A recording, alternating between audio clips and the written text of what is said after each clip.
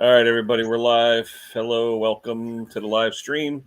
And everyone's asking, what's going on? What do you mean no more live stream? Well, as of August 29th of this year, Streamyard was sold. And the investment company that bought Streamyard said, you know what? We paid a pretty penny. We got to start making it back. So you know what we're going to do? We're going to raise rates. So I was paying about $15, $16 a month for Streamyard. Now it's about $45 a month. But here's the thing. I get an email 2 days or 3 days ago, and it says, good news. We are now owned by a new company. We've upgraded your basic plan, and it's called Core now. And then it doesn't tell you how much, though. So I go to billing, and it says like $45 a month. I'm like, wait a minute. You're telling me you're going to give me all kinds of stuff I don't need, and you're going to triple the rate I'm paying per month, and it's all good for me. I don't think so. That's a pretty good MO for big companies. Oh, I'm telling you. Yeah. So anyway, I have till December 2nd or 3rd, I think, is when my StreamYard paid like this runs out. And I'm going to go to the zero plan with them. So in case I do something like with James or with Gary, where I don't care about 6 people, 1 people, 2 people, who cares? It's free. But I'm going to try this Restream. It's called RESTREAM, Restream, $16 a month. It's a special if you pay for the whole year in advance for $16 a month. I think it's $190 for the year, which isn't bad. And I'm going to try that out. And it looks almost identical to what we have here, except instead of having a green box with our name, I think it's a blue box. Instead of these rectangles in black, they're in blue or something. It looks almost 100% identical. So, Brucey, it says device not connected. I see you in it says device not connected. So I don't know if it's your microphone or your camera or I see your name, but I don't see you, Brucey. So try again. Anyway. So for us to come on this new live stream when you start up, Kenny, we got to re-sign with this new. I don't know if you do, as long as I send a link. You know what I mean? Oh, just yeah? like I do now. Yeah, I don't think you have to be a member. As long as I send you a link, then the link is there. So no big deal. We can test it out one of these days, Kenny. No problem. That's all. Hey, Robert, how you doing, buddy? And, Robert. So, here we go. Here's Brucey. Hold on. Hey, Brucey. Yeah, this happened last week too. Yeah, only for a second. I don't know if it was your camera or what. Yeah. But anyway, as I was saying, the StreamYard tripled their price, and like I said, I have till like December 2nd for my StreamYard, and then I'm going to try this thing called Restream.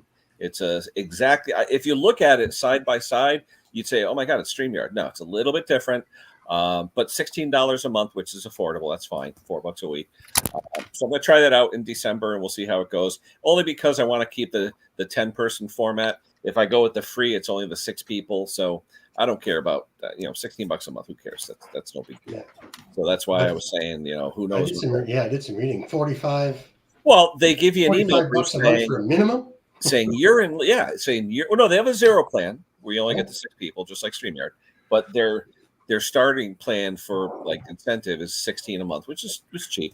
So anyway, I get the email saying, good news. We got bought out on August 29th. And we've upgraded, and now your plan is now called the Core plan. We upgraded you automatically, but they didn't tell you how much. So then I go to the billing page, and it used to be like $15, $16 a month. It's $45 now, and I'm like, yeah, I don't think so. So in that case, I said, So I emailed them. Okay, I actually emailed, says contact an email, and I get a generic email back. You have to go to our email contact page. It's one of these generic, fill in your name and all that. It's like, no thanks. So about 3 days later, I wrote a nice email. About 3 days later, I get a direct email from somebody there saying, "Oh, what's the issue? This and that, whatever." And I email back, read my email. I said I gave you the whole issue. I said if you don't want to uphold the essentials plan like you've offered, I said, to me, I don't make money off the streams. I don't. When you do streaming, you look, what do I make? 5 cents. Really, you don't make anything. So it's literally me spending my YouTube money to do this, which is fine. And I don't expect anyone to help me because at this point, it's not a lot of money. For $3-4 a week, I don't care. But $45 a month, a little too much for that, Anyway, so we'll see what happens. What did I work on this week? Actually, I just finished it today. I don't know if you guys know it. I was talking to Wayne and Hank before. In the early 2000s, Cub Cadet had engines in their 2100 series models, like 2146, 2186, that were actually Linamar engines. And Wayne was telling me the history of Linamar in Ontario, Canada. So that pretty cool history. Look it up if you get a chance. Anyway, Linamar was licensed by Onan to make Onan's single-cylinder overhead engines in the late 90s and early 2000s because it wasn't really in Onan's business plan to offer them. So they licensed their tools to Linamar. And Linamar Manufacturing in Southern Ontario started making these engines. They sold them to MPD and other places. The problem I had with this one today, the guy brought it over to me a few weeks ago. It needed tubes in the rear tires because it was leaking. That's no big deal. I bring it to the dealer. He does my tubes. But the fuel, when I dropped the bolt of the carburetor, all white powder inside. Hadn't been running how long. And he also said it leaked fuel. So I went online real quick and I saw where the gas tank underneath the seat. The gas tank underneath the seat where the hose clamp goes on it, over time vibration, it cracks the hose. And that's what it was. So I lifted off the fender pan and I have some video. I have to just edit it. But anyway, about 5 feet of a hose, fuel hose, fuel filter, ultrasonic decarb, has its own weird looking Linamar fuel pump, plastic fuel pump, $122, no longer available. Wow. I had a Briggs pump that I was going to sort in its place, but here's the thing. The way this Linamar pump is made, it mounts to a mounting plate that mounts the carburetor. So in order to get the routing correct, it's all formed hoses. Oh, it's not flexible hoses? No, it's formed hoses that no longer available. So I was going to put springs in new hoses and go like that because I've done that before. But anyway, but the fuel pump worked. I tested it worked. But this morning, he wanted it needed a new PTO belt. If anyone knows the old Cub Cadets, they have what's called a mule drive on them. So the belt comes off the PTO, goes down to 2 pulleys from a V like this to a V like this, and goes back and comes back out to a single pulley on the deck. It's a very, very nice system. You have it's called quick attach in the front. You hit the bail, the front comes off of the deck, and in the back, 2 U-shaped handles. You just pull them out. That's it. The deck comes off. And then when you put it back on and you put the belt on, 1 lever with a spring, like a garage door spring, you pull the lever out and you push it back. It's very, very simple. Anyway, I put it all back together. I go to start it up and I see it drip like gasoline. I go, what the hell is that? So I look and I end up taking off that whole backing plate and the fuel pump and everything. And it turns out the fuel pump, when you mount it on this mounting plate, it actually not only mounts it to the plate, but it holds the fuel pump together. So if you don't have it mounted on that plate, the fuel pump, when you turn the key, squirts fuel all over the place. All right. So anyway, I put it together without the backing plate. I put some spacers on the carburetor, so it didn't need this backing plate. Stuck it all back together, turn the key, and I see this little teeny drip off the bowl nut. And I go, the hell is that? And it runs beautiful, absolutely runs beautiful. The problem was, the gas was like settling in the frame. Okay. And after a few minutes, since it's a vacuum fuel pump, it stopped, it wasn't leaking to my knowledge. Anyway, I take it all apart. I hold the bowl up to the sun. There's a teeny, like a 10,000th pinhole, okay, from where the powder had eroded it. But right next to the hole where the bowl nut went in, the bowl jet, the little screw, the 3/8/24. So I'm like, okay. So I looked, the gasket that was on the bowl nut, like a Tecumseh, very, very thin gasket with a small OD. Well, I pulled out either Briggs or Tecumseh bowl gasket that I had in a bag that was maybe an 1/8 of an inch bigger on the OD. And it looked like it would cover that hole and the nut would secure it. And I tried it. It worked. And I tried it for like 10, 15 minutes. Everything worked fine. So I put it all back together, put the deck back together, and I called the guy up. And I think the whole bill was like $350 or something for everything that I did. I pressure washed it inside the frame. I mean, the deck, I've never seen it. Literally, when I tipped the deck over and set it down in the driveway, I hear it must have been an 1/8 of an inch of solid rust that just fell off the inside of the deck. Yeah. Okay. So then I went in there with a carbide scraper, and I'm going in there, and literally I probably took 1/3 of the sheet metal thickness of this deck off from flaking rust. Lightweight. But the bearings were good. The blades, they were all rusty, but they were brand new, just rusty. So I cleaned it all up. He came over. He was happy. He paid me. I said, So now I've got a Echo PB500 backpack where the owner tried a Chinesium carb and he can't get it to start. The old carb had like powder inside. It was all old and whatever. So I think, and I've seen this on a lot of Chinesium carbs. In fact, I just talked about it last week. you got to make sure the impulse line or the impulse hole lines up with what's there. Because I've gotten Chinese carbs lately where the impulse is either 180 up or 180 across. I know. It won't line up and it won't pump fuel. So I've got to check that out. I got to take it apart. So that's tomorrow's little project. But there's a lot of stuff. Mike Dakin, I used some red Loctite on one of the rubber hoses on the impulse line on a Chinesium carburetor. Well, I don't know if it'll dissolve or not. I have no idea. Scott last week in one of his videos, he was doing a fuel line with the hole in the tank, and he used, what was that stuff he used? Seal Ease or something? What was that stuff called? It was like a contact cement. Yeah. Seal all. Is that it? Seal all, the yellow tube. Seal all. Seal all blue. Yeah, it's oil and gas resistant. He says what he does is he'll drill a hole a little bit bigger, make it so it pulls through, but not so tight, and he'll put a glob of that and pull it through the hole slightly so it seals around it. And Squeezes out. Yeah. What's it called? Seal off? Seal all. ALL. Seal all. Okay. Great name, eh? Yeah. I gotta see. Yeah, it works. It works great. That's what Jake uses on the fuel inlets when he has to take one out and change it on a carburetor, and then he puts the seal all around the outside and uses the vise with wooden blocks to press it back together. Mm-hmm. Arch, you going on tonight, Arch? We missed you last week. Yeah. Arch had a video last week. He's working on his friend. I think, is it Mike? What's his buddy's name? I think it's Mike. He's working Mike. Yeah. Simplicity. No, Sunstar. The Sunstar mower. And he's doing some good work on it. So hopefully he'll be on tonight. Yeah, he said he does one every 2 weeks when he's busy. As the time slows down, then he'll start doing every week. Yeah. Yeah. So Kenny, you think it's the ethanol in the fuel that's corrosive that ate that hole in that cart? Because it turned to powder. Oh, look who's here. Hold on. Erica's here. Hello, Erica. Hey, Erica. How are you? Hi, I've been binge watching your videos because I haven't really had a lot of time, but I watched a bunch of them. I tell you, she had that one where it was just, she didn't even know what was in the fuel tank. It didn't smell right, didn't look right, didn't feel right. So she ended up putting her mix in it and everything was good. I think it was a 271 steel. But I tell you, Erica, I give you a lot of credit. 4:40 in the morning, she's already in the shop working on saws. Good one. Yeah.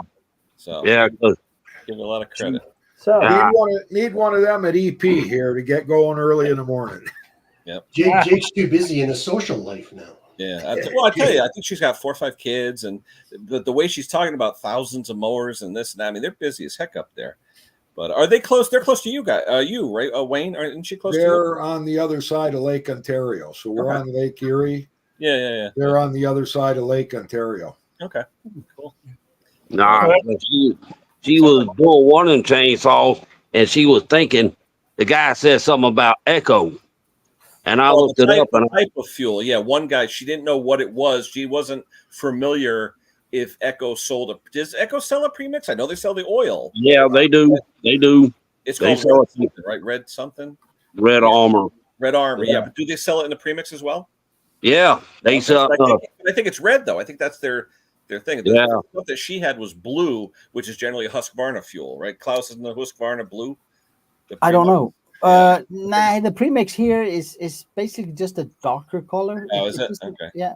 I never tried Husqvarna. I think it's blue.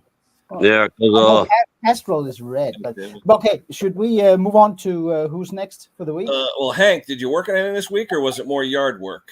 Well, I put that ladder on the back of my tailgate. I put that, special ladder that you affix to your tailgate, and you can take it off whenever you need it, which makes it really accessible to get in the tailgate at my age. Did you actually try it though, Hank, going up and down? Yeah. It's got like sandpaper on the steps so you don't slip. I tell you one thing, I've seen the newer Ford, Chevys, Dodge where they have that built-in ladder that comes out, and I tell you fall off of that thing. Those steps are pretty high. And there's nothing to hold on to on those. No. Does yours have a grab rail on it? No, at least off the side you can grab the side of the truck. Yeah. To get up. And I put it on the passenger side because we drive on the right-hand side of the road, and I wouldn't want to try to, if I was broken down on a highway or something, I wouldn't want it on the left side because traffic, Yeah. Huh. But Yeah, 'cause I know otherwise- my truck, it's not real high, but some of these newer pickups, the bed is like 4.5 feet in the air. Yeah. Well, the ladder is adjustable, so you can really adjust. Yeah. Well, Whatever you now, want. was that Timu or what was that? No, that was Harbor Freight. Harbor Oh, Freight. was it? Yeah. Yeah, it was $40, so it was cheap. Yeah. I saw your video on the Be stand close. about buying one of those tilt stands. That looked Yeah. Yep. pretty handy. What are you doing, Bruce? Makeup. Taking the shine away, huh? I was gonna say, there Yeah. you go. Makeup. Yeah. Ooh, what was that show years ago? Yeah. Sid Caesar makeup and a big makeup thing in his face. Was that Sid Caesar? Your show of shows, one of those shows years ago. Anyway, But So I'm not- also working on that tarp shed that I'm going to, get. was that a Harbor Freight one or what was that one? Yeah, that was also a Harbor Freight. That was the one that they didn't have for like a year, and you finally found one. Exactly. Yep. Yeah. I need one of those. Finally, that's going to be going in. What's going on in Southern Ontario there, Wayne? Well, I'll show you a picture. Bruce will know this machine right here.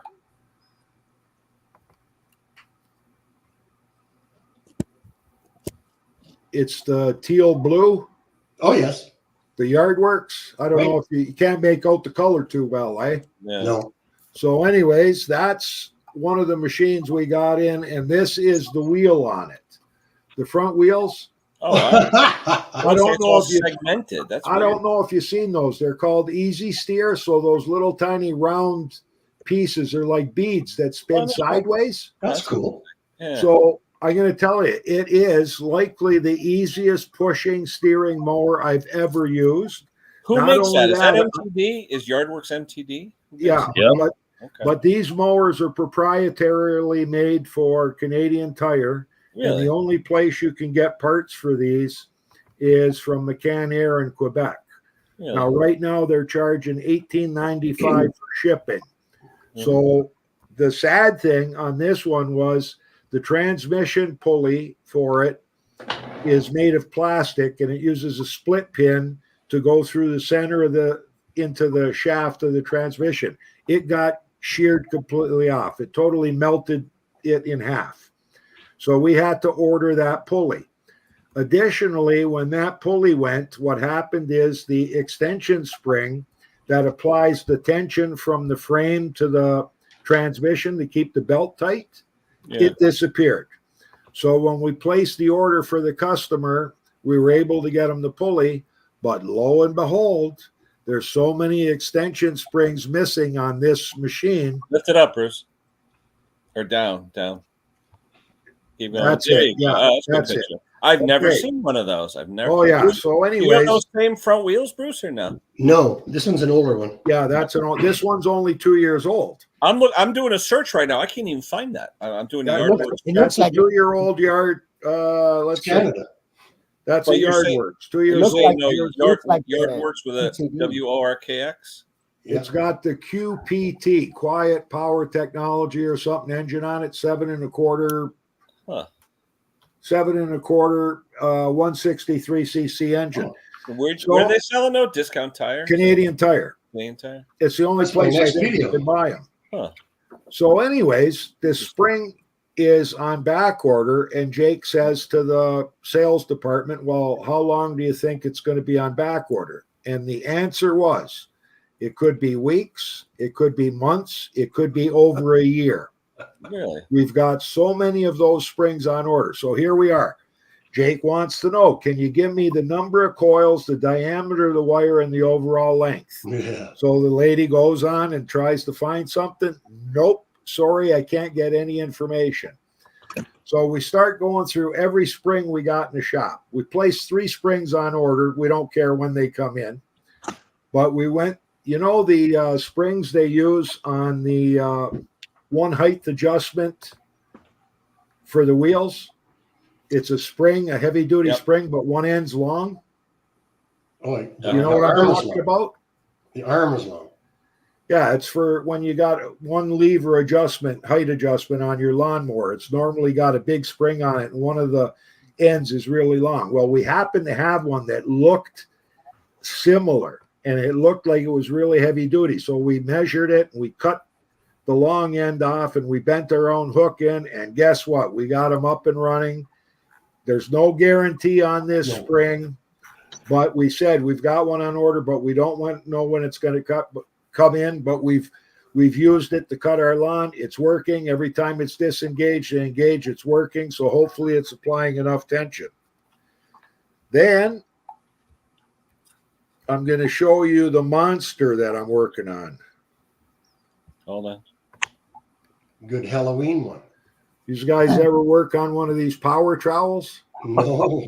Oh, What engine's on it? Honda? No, that's got a Honda engine on Yeah, it it. looks like a Honda. It's is white. that one that you write on? No, this is one you hang on to. You hang on to this thing, and what it does is once you pour concrete, and it Yeah. sets up, Partially sets up. you The fire paddles, it like up, the magnesium paddles to smooth and it out. and you engage it, and then it starts to level off the concrete. Mhm. So, anyways, we had a hell of a time getting this thing off the truck. I don't know how we're going to get it on, but they had cleaned the carburetor, and whenever they went to engage it to rotate the blades, it wouldn't engage. It would shut down. I said, it's not drawing enough fuel. You guys didn't do a good job of cleaning it. We'll put it through the ultrasonic cleaner. The main jet was like not as big as it should have been. We took it back to regular size. Yeah. Made sure the pilot was clean and everything. Put it on, put the kinetics fuel in it, fired it up. But to test it, we had to put it on the old concrete because once I engaged it, the blades are going and I don't want it scraping up the new concrete driveway. So Yeah. we had an old area that's still original concrete. We put it on there and it runs good. You can get you can actually get a brace for it, so you can get it off the I ground. thought that was adjustable so the cage could go on the No. ground and test No, it. that's If a he brace. had it, he didn't bring it. Okay. Yeah. Hey, Tim's asking about partner parts. You guys get those in Canada? Yeah, Parts you for get partner partner. Yeah. equipment? He's got a I 50 have some It's a saw, right? partner hedge trim. boxes of partner maintenance kits in the back shop, old stock. What are you looking for, Tim? What part are you looking for? The concrete saw or what? He's looking for, Nope, for a hedge trimmer, partner. 55 Partner hedge trimmer. two-stroke hedge trimmer. Tell us what you need. Maybe they can help you out. Here's a guy saying Cup Cadet. Yeah, the MTD. I hate dealing with MTD. I mean, Husqvarna is using partner as their cheap Elite. brand or Yeah. cheap version of. So parts can be very tricky to Maybe. get at. But a Husqvarna dealer, if you got the number on the trimmer, they can look it up and see if Husqvarna Yeah. can supply it. Wait, Husqvarna owns partner? Yep. Oh, I didn't know that.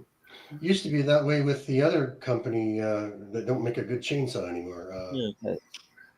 Who is it? McCulloch. Jake's Same- bummed out. Just texted me. Unfortunately, Mustang off the road for the rest of the year. What? Ooh, He broke apart on the drive shaft. One of the U joints broke, and so he got the new U joints, and they went there to put it all back together again. I don't know what he must be bummed out. Won't be able to drive it for the rest of the year. Hopefully the yoke Must have didn't put a break. little extra stress on those. Yeah. Anyway, all right. Hey, Brucey, what are you? Excuse me. What are you working on? Anything? Yeah, a couple of things. I got most of the garden pulled. Tomatoes are still there. What's last though to get pulled? Normally it's not the tomatoes, but we have not had frost yet. And it's October the 4th or 5th. So that's just unbelievable for us. That's like summertime in the fall. Yeah. So that's great. And then I'm working on that Kohler. It's a self-propel. I did the carburetor last week. I showed you that it wasn't actually. Was that the one where you said your choke linkage was messed up or something? Yeah, and I got everything done, but it was squealing when I pulled it backwards. Mhm.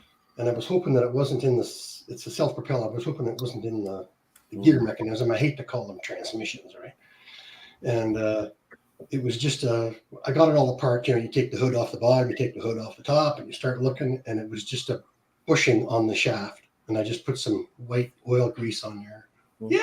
Didn't have to open the gearbox. Now, is that a customer's or yours or what? It's mine. I'm slowing down with the customer stuff, so I'm just working on. So, yeah. Timmy's asking about a carb kit. Yeah, but I'm just curious though. When he said that it's a 55-12 partner, but normally the carb itself, Zama or Walbro, which one, and what models on the side of it? That's probably the easiest way to get. Could be an utility. OEM. Yeah, I think Unless it was- it's- Highly unlikely that I've got one, but I will check to see what that what it takes and see what we've got around here. Yeah, easy to look up a parts list on that 55-12. Yeah. Yeah, I'm just curious if it's a standard one. I know it's either Tillotson Walbro or Zama, whatever. But anyway, hey Huss, what's going on? Oh yeah. Anywho, that's about it. I'm just enjoying myself right now. there you go. All right, Mr. Robert, what are you working on, bud? Well, I got the generator running right, but did you clean out the pilot jet like we said, or what'd you end up doing? well, I turned that plastic screw all the way in, and it started running right. But as soon as I backed it out, because the way the pilot that screw doesn't have any effect on anything because you always run generators. Well, it opens the throttle plate up the more you screw it in. Yeah. But I pulled the spark plug out. Yeah. And it was a torch. It was a torch. Oh, there you go. So I went over to my shelf and I looked and I had two the normal champion overhead valve plugs. Yeah, the RC12YCs. Yeah. I put that in and it fit and it runs. I'm like, my dealer, every time he gets the Toro throwers, he immediately takes out the torch plug because Toro, they use torch in all their two-stroke throwers. I don't know. Yeah. We getting ready for the fall, Robert? You got leaves, or what do you do in the fall? It's still hot down here. It's October the 4th or 5th, and it's still hot. What's hot? 80s? Yeah, I was out there sitting on the front porch, and I was starting to sweat. I'm like, this just. And hurricane season, they got another one called Kirk. They don't know what it's gonna do, but we don't cross Mexico and ended up in the Gulf. Yeah. Well, I said we don't need another one because East Tennessee and certain parts of North Carolina, I mean, they really got to it. They showed a video a while ago. This guy was told 2 5-gallon gas cans to a friend of his because they got. Remember, we had that big dock strike on the eastern seaboard and also in the Gulf of Mexico. It only lasted 3 days, but in that 3 days, Costco ran out of toilet paper. Gas stations were almost rationing because there was lines out the door. 3 days. Yeah. Well, I went to BJ's and the shelves are almost empty. Yeah. Well, you know what it is? They voted and they approved a 60% raise over the next 6 years, whatever it is. But they have another vote in January. So for now, we're good for October, November, December, January. Once January comes, all bets are off again. So it'll be right in the middle of the heating season and winter and happen, right? So I'm just scared about what's going to happen on my birthday, which is election day, or no, the day after, or whatever. The sun will come up. Oh yeah, I'm just. But the thing is, all those ships, like we got to get unloaded. So a lot of them were like, we got to go all the way down, go through the Panama Canal to the West Coast. It's like it's like whatever, but 10,000 people. Or whatever. 36 ports, for 3 days. Only 3 days, and it just gridlocked everybody. Oh, and the other day we went to Walmart here in Eden. As soon as they started talking about Tropical Storm Helena, everybody, I mean, they wiped out.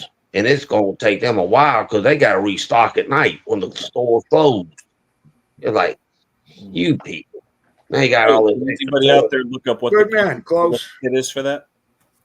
See what the kit is. Actually, because Timmy should be able to find the kit somewhere. Gardens. If you Google Warbro carb kits from one of those numbers, it'll come up. It should be a standard kit. Yeah. Who do you use, Timmy? Like Garden Spares? I know there's a few places in the UK that you guys use for parts. Anyway, all right, Klaus, your turn, buddy. What's going on?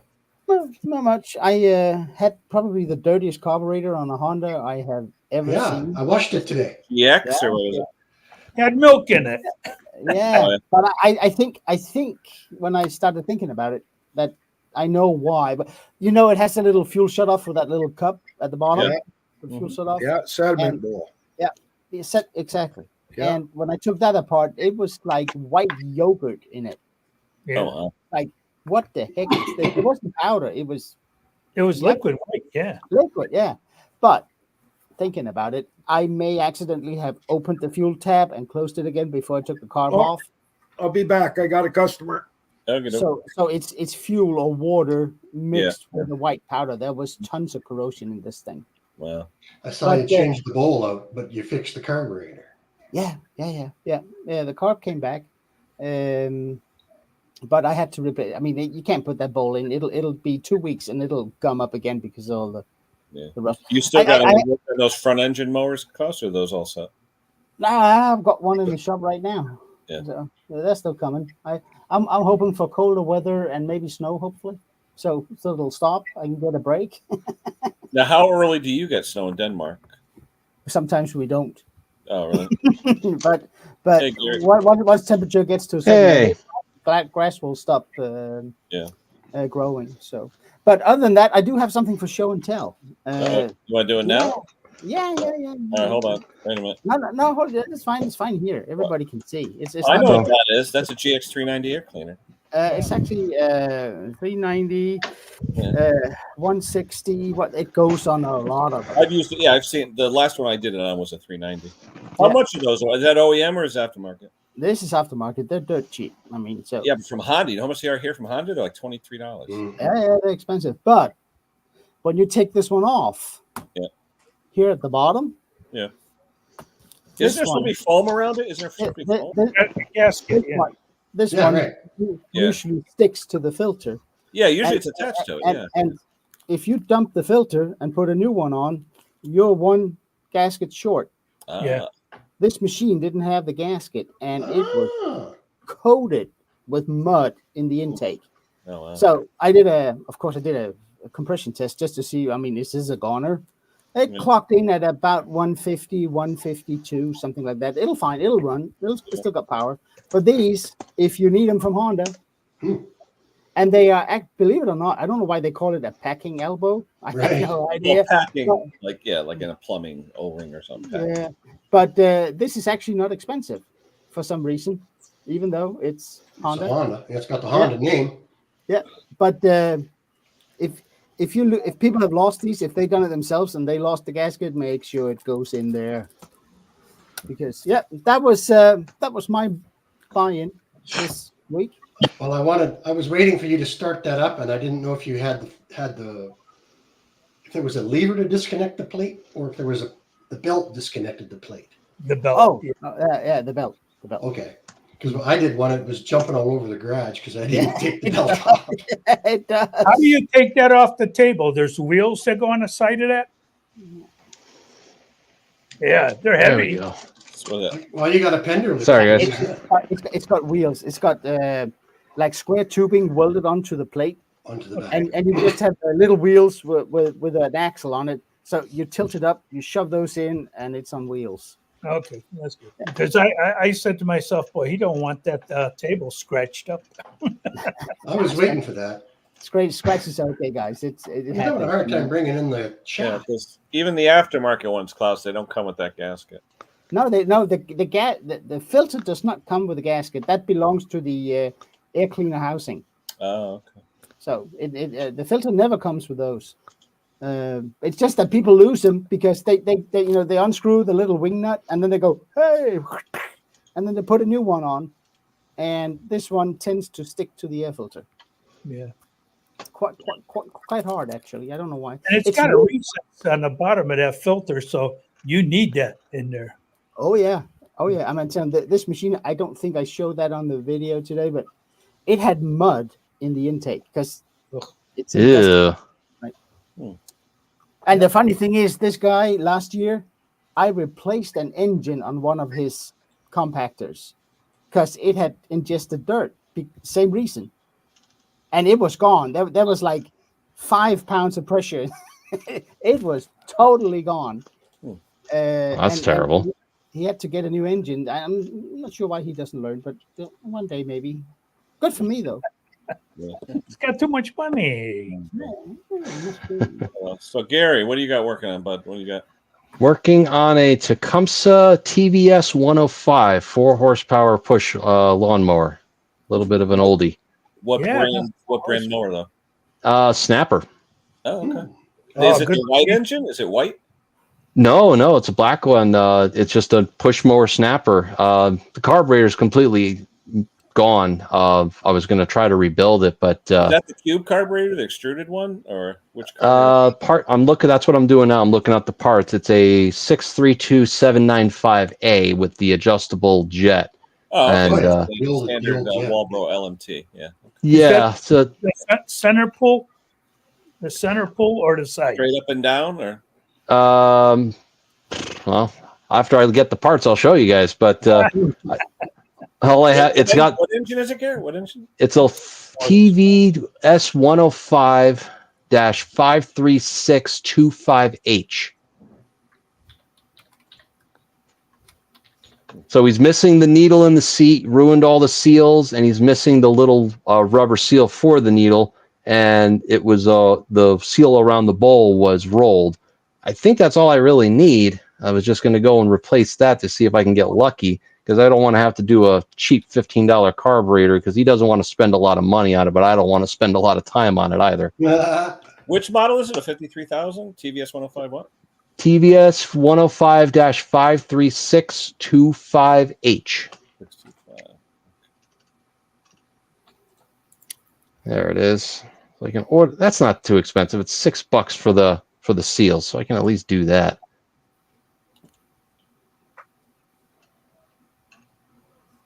Yeah, those are decent engines. The only thing Yeah, I've they're seen decent. is the top seal sometimes. If you see oil, the top seal sometimes leaks.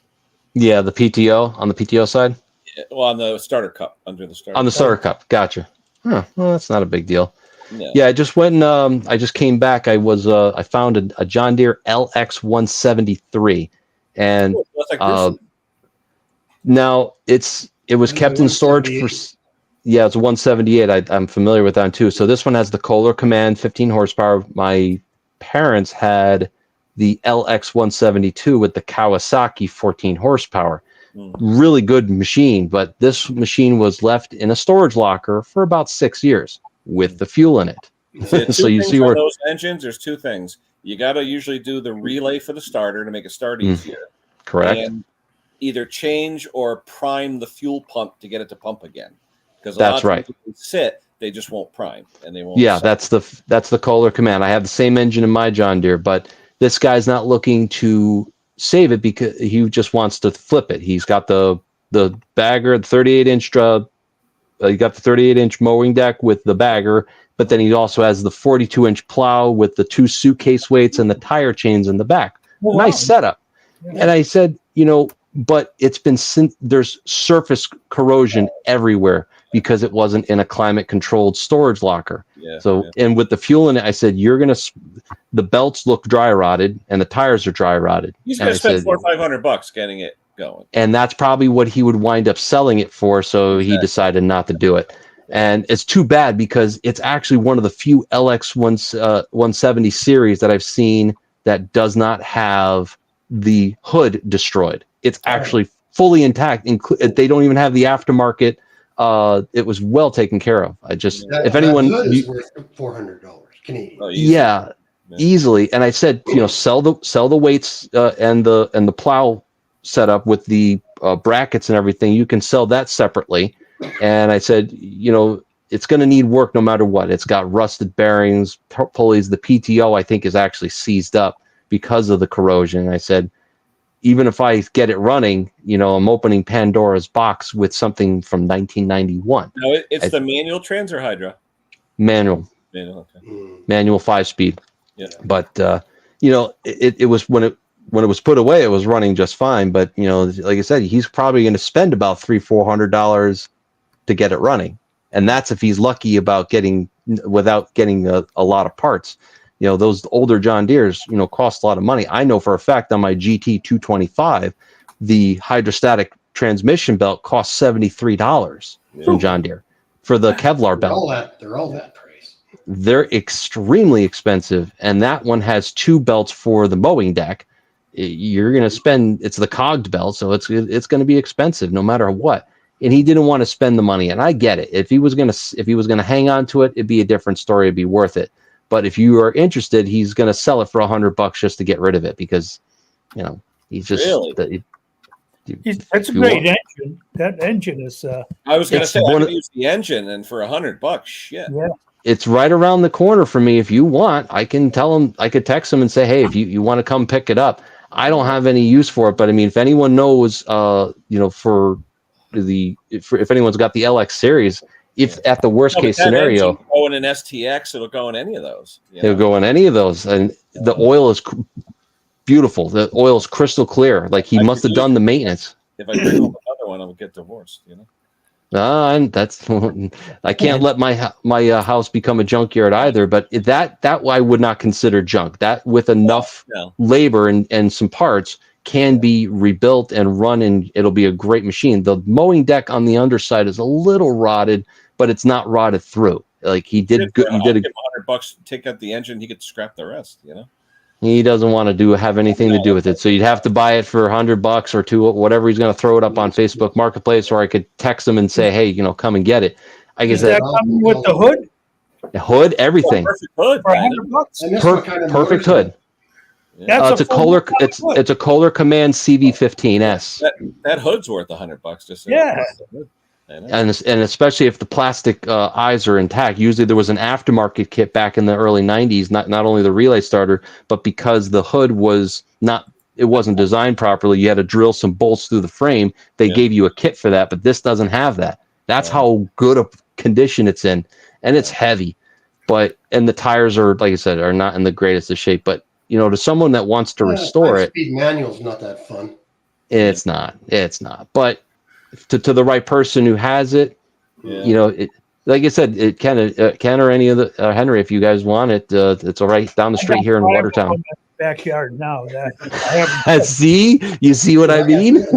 I'm 3,000 kilometers away. Yeah. But if anyone in Connecticut that's interested, let's see how the next week or two go. Maybe he'll come down in price. Just want to almost give it away, right? There you go. He wanted to get, I told him, at least sell it for something. I felt bad. I mean, I just got my diagnostic fee for coming out to look at it, and he's on the main road. But I said, it's tough because you know what? A lot of those machines are so much better built than when it was what we get today, but it's getting harder and harder to service those parts, to find them, and they're going to be at a premium. It stinks, but I have sentimental value to the original one, though, the LX172. But where am I going to store it? That's the problem. That is the whole problem. Hank's got a big backyard. Once I building a new shed. Once I get a shed put up or something, then it'll give me a 6-pack of beer and I'll cart it over to your place in Farmington. I'm going to hold on to those because the parts are going to be worth a lot of money later on. Yeah. Especially when you can't get them anymore, Hank. Oh no, you got the numbers off it. Yep. Yeah. Standard kit.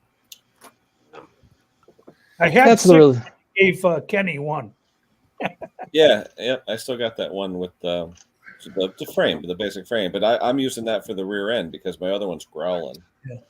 A good example of stuff that's not available, those pulse pump carburetors that are mounted into the gas tanks.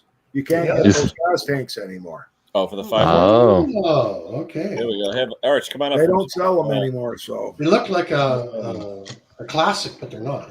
Yeah, not the classic one. I'm talking about the other one. Normally, you find them on the road on the tillers. One's called the Pulsar Choke, and one's called the Pulsar Prime, I believe. Yeah. I got a few of those. Now we just did a Craftsman lawnmower that needed a drive cable, and quick delivery was get one off of Amazon, right? So it comes in and it's an MTD cable. We could order it through MTD, but then we got to pay $15 shipping, and the cable's like 40 some odd bucks. So we're looking at $55, $60 for a drive cable. Amazon, $25. But guess what? Wrong side. The piece that you gotta like on that drive system, it's got a plastic piece with the slot in it, and your 2 tabs punch in through a hole and they lock the cable in place. Well, the plastic piece on the end before the tabs is so big in diameter you couldn't snap the tabs in. Oh no! What's it on, Wayne? What is it? What's it on? It's on a Craftsman lawnmower, one of the newer Craftsmans. No, but what is it? A choke cable? What is it? Drive cable. It's got Okay. it's got the handle. I don't know if I got a picture of it or not. I think I got a picture of it. It just needs When it comes to changing out cables, probably the worst. I don't know if I told you guys, or maybe this was a few weeks ago. Getting a Honda 4514 in a few weeks, and that has to change the PTO clutch cable. I have to take the whole front end of the engine apart because the cable goes behind the clutch, and I cannot get. Anyone with raccoon-like fingers still would have a problem. Let's put it that way. So the radiator comes out, the clutch comes out, and then you get back to the clutch thrust plate, and that's when you can go and put the cable in and adjust it. Well, to put that cable in that thing, you got to flip it on its side. Take 1, 2, 3, 4, 5, 6, 7, 8, 9 bolts off to split that plastic piece off the transmission. Oh man! And then you got to hook the cable in. So where the cable pressed in, I checked it to the old one. I said the diameter, like, you know where your 2 plastic tabs are on your cable to hook. Yeah, you got the locating hole. Right? Okay, so now you yep. look at the diameter of the piece behind it. Like, well, it was way too big, so it wouldn't fit into the hole. So I could push it far enough in to lock the tabs. Into the All inside. I did was go outside to the grinder, Ground put off it the on new the cable. grinding wheel, and rotated it to grind that plastic down. So that boom, it's in. It works. Was it good length? Yeah, proper. Everything works fine. You know, and then you got the handle. Now the next thing that's going to happen, it's got the plastic drive handle. The worst thing they ever designed, because you know how many of them I've got in with the handles that are broken. Yeah, I think they upgraded them, at some point, Wayne, because when you take that clamp and you push it in, they upgraded to a thicker, whatever teeth that's in there, because they would break or they would warp or they would come out, and as soon as there was a little. So I've seen that too, but all I do, I drill out the hole a little more and. On the back end, yeah, but to do that, I got to go in from the engine side, and there's hardly any room in there. Yeah. So I just said, you know what? It's easier just to take 1/8 of an inch off of the diameter or 1/4 inch off the diameter. So it goes in and it snaps in. She's in there and it's working. But I don't know why they don't make a cast aluminum handle. Like, it would be so easy just to cast an aluminum handle. It would have been much easier. That's going to cost them 80 cents more, and then the handles would never break. I even took one for a guy, didn't want to spend any money on it. I took Jake's plastic welder, you know, with those staples. I think you guys got one, right? Mm-hmm. No. And I went around it and I put the steel staples, melted them into the broken part to the 2 halves. Then I ground it all down to make sure there was nothing exposed, put electrical tape. And I told the people, when you're engaging it now, use your finger closest to your thumb as most pressure. Because if you go and you grab it on the outside, you're just going to break it again. Yeah. Because the lever's on one side. Yeah. Hi guys, I got a jet. We just got a new puppy, and and just had a dump. I just heard something happen, so I gotta go. I'll talk to you guys later. That's funny. Hey, Wayne, talk about the plastic welder. You got to get yourself one of those fret removers for guitars, because that has, you know how the old dikes look, you know, and they're ground a little bit on the teeth side. They leave a little bit exposed on the metal part of this that melts in.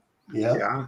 Well, the fret ones that for guitars are ground flush, and they cut flush to the plastic.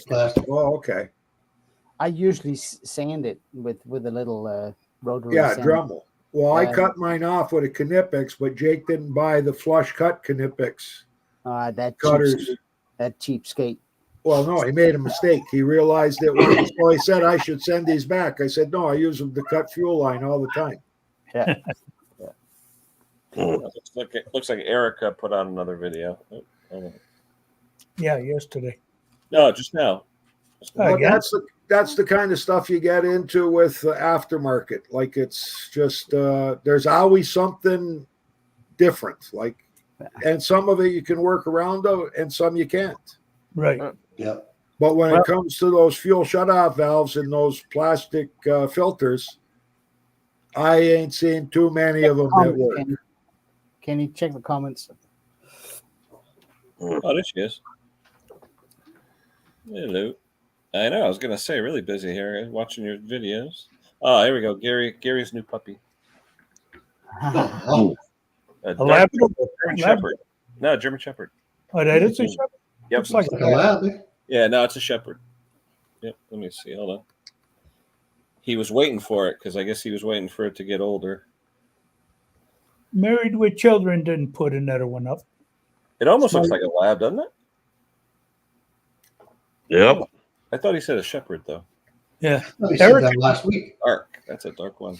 The only Erica- thing I could say to Erica, where she says stressful, busy, like if you don't want to affect the business too much, but you want to cut down your stress, you got to do what Jake did. And he says by appointment only.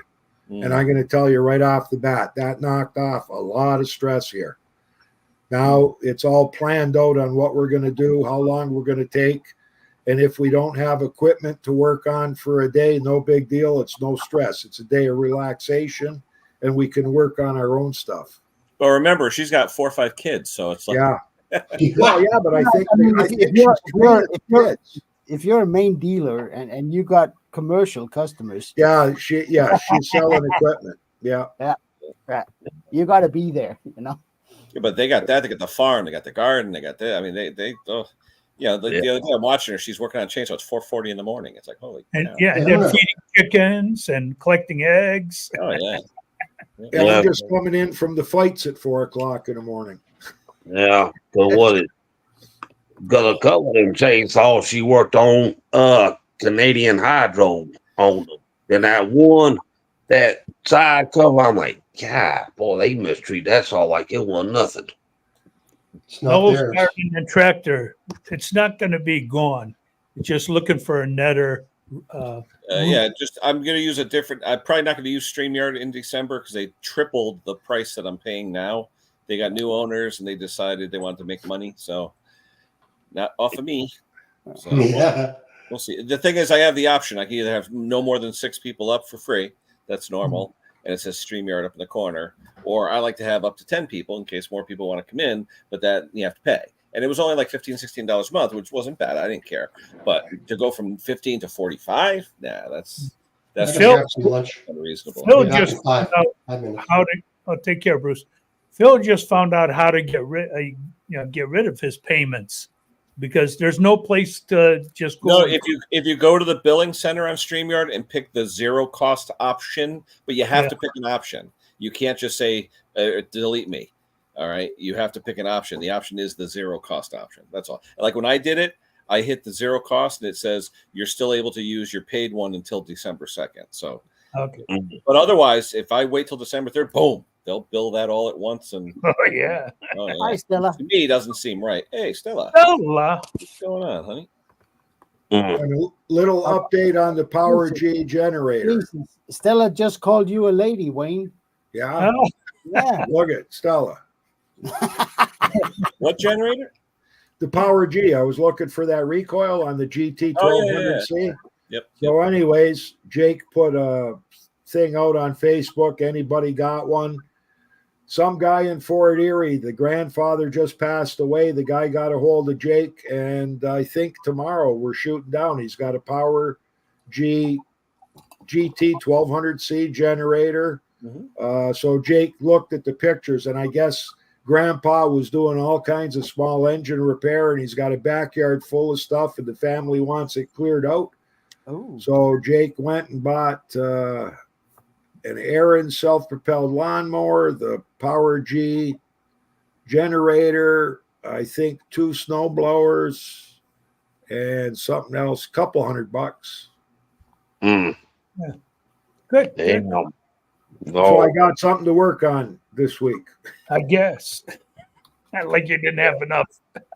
Yeah, well, long as your wife is like, are you trying to create a junkyard in my house? No. The sheds.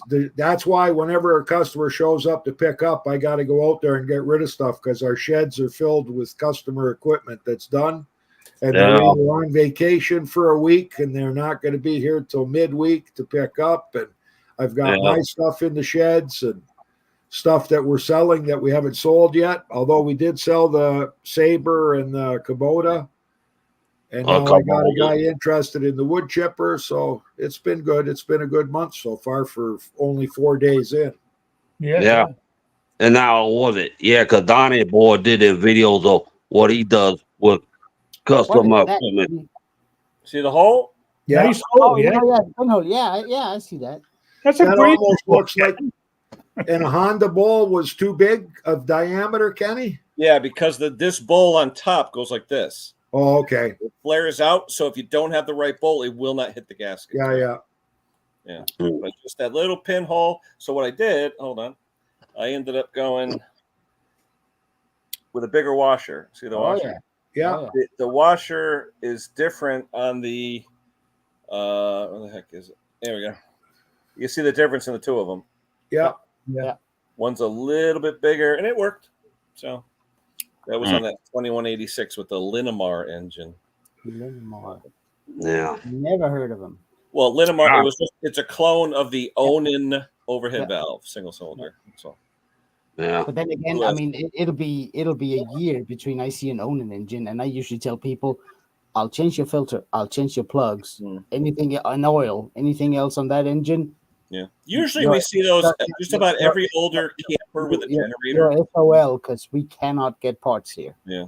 And some of the older, Toro garden tractors, they had the opposed Onan, the B48s and all those. Yeah, good engines. But the parts, since Cummins owns them, ridiculous prices.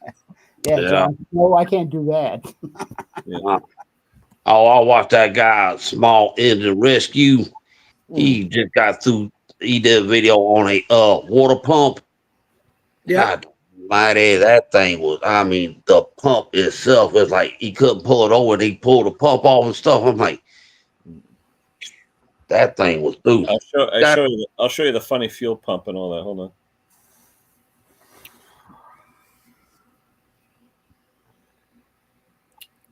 Oh. It's a see that fuel pump? It's a it's a plastic fuel pump, but the two screws on the left screw into a plate that the carburetor screws into, and if you don't have that plate on there, you have to make sure the screws are tight, or else the pump is in pieces. So now, what's that pump run off of, Kenny? It's a diaphragm. It's a vacuum pump. Yeah, vacuum pump. Yeah, But it's a rebuildable, right? What? No. The pump was running fine. The problem is I had the two screws on the left out because you have a face plate that goes on. The pump itself bolts to the back of it. The screws come out, and there's like keyholes in the plate. So you stick the screw heads through, push it to the side of the keyhole, and then you tighten it. Okay. But if you don't have it tight, the pump isn't tight, so the diaphragm's piss all over the place. So I wanted to run it without that plate so I could see if it was going to leak. So I put some spacers on the carburetor to mimic the plate, and I screwed in the two plates on the pump to mimic, being tight, and it worked fine. So, but I didn't expect that this morning. I figured I would take the deck off, put the blades on, and go from there. No, it was an extra hour and a half to figure out what it was and get it going. But hey, it is what it is, Oh yeah, Onan's in the RVs, Stella. Yep, and just about any of the green generators you see in the RVs, they're all Onan generators. Yep, that's where Condon got started. His first generator was an Onan RV generator in one of his RVs. I just wrote that. No wonder they drive so slow. Yeah, but we had a Lincoln arc welder at the place I worked. There was an arc welder plus generator, and they had the opposed twin cylinder on and on it. Yeah, Onan's really popular with construction equipment and stuff. Yeah. But the thing was, I think they're good engines, right? Yeah. The thing was, it was battery, it was electric start plus the rope that you had to feed through to have a knot on it and pull start it. Yeah, talk about rust. Yeah. Yeah, I like those adjusting. Oh, that adjustment is great. That one lever, that's all it is. It's like a garage door spring. Yeah, That's nice. Good design. Yeah. Yep. What is John it? That Deere, tractor new John was Deere good. has Oh. John Deere has something similar, don't they? Yeah. Yes, they do. And the other thing the John Deere's got that I like is you could adjust that cable too. Hmm. Not a lot of decks have that cable adjustment that you can slide back. To Another thing tighten that's it up. nice, the quick attach in the front. All you do is lift that bale up, click, that's it. The front's done. And in the back, 2 little L shape, you go ba-dink, done. The deck Yeah. is up. Yeah, very simple. Now, y'all see Steve's newest video about that Husqvarna chainsaw? Hey, Tim. The one that was seized up. Yeah, like Yeah. God Almighty. Yeah, forget it. I'm not working on it. Said Yeah. nope. But look at the one that Erica had. It was just a little bit scored, in the doesn't take much, No. Especially, and I always love it because it's always the ones. Well, I lent it to a friend. Yeah. Yeah. Yeah, like I said, because that one she was working on that Canadian Hydro had the side cover for the chain. I Yeah, looked because it at got dropped a few times and run over. Yeah.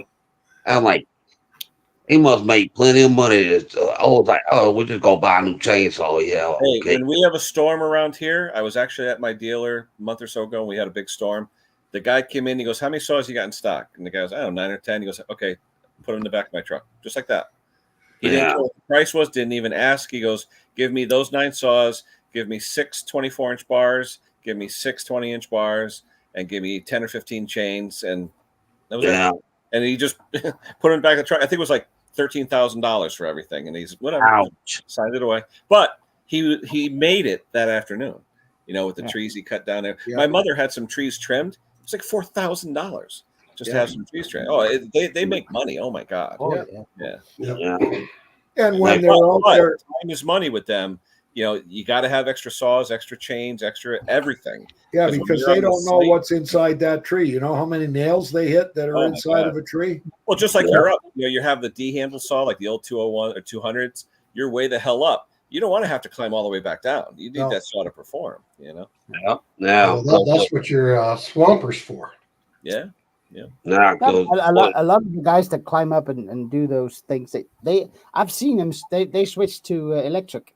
Yeah. For The best the one I road. like is August Hunneke. He's got a really good channel. He does.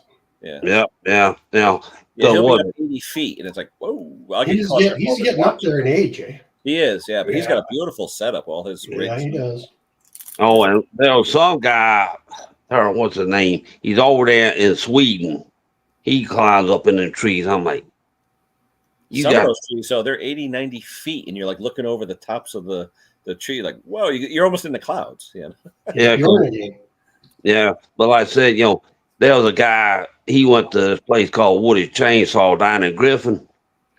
He was wanting to buy all these saws. We said, "What you gonna do?" I said, "Well, it's back when some hurricane hit Florida. Oh, I'm gonna just take all these saws and go down to Florida and sell them again." Woody said, "Get out of my shop. Don't even think about coming up." You don't want to do that. Well, that's what they did. Was it years ago with the air conditioners? Remember, Hank? They were selling them out of tractor trailers. The guy would go to Home Depot, buy 10 or 15 air conditioners for $200 and sell them for $300. Yep. Yeah.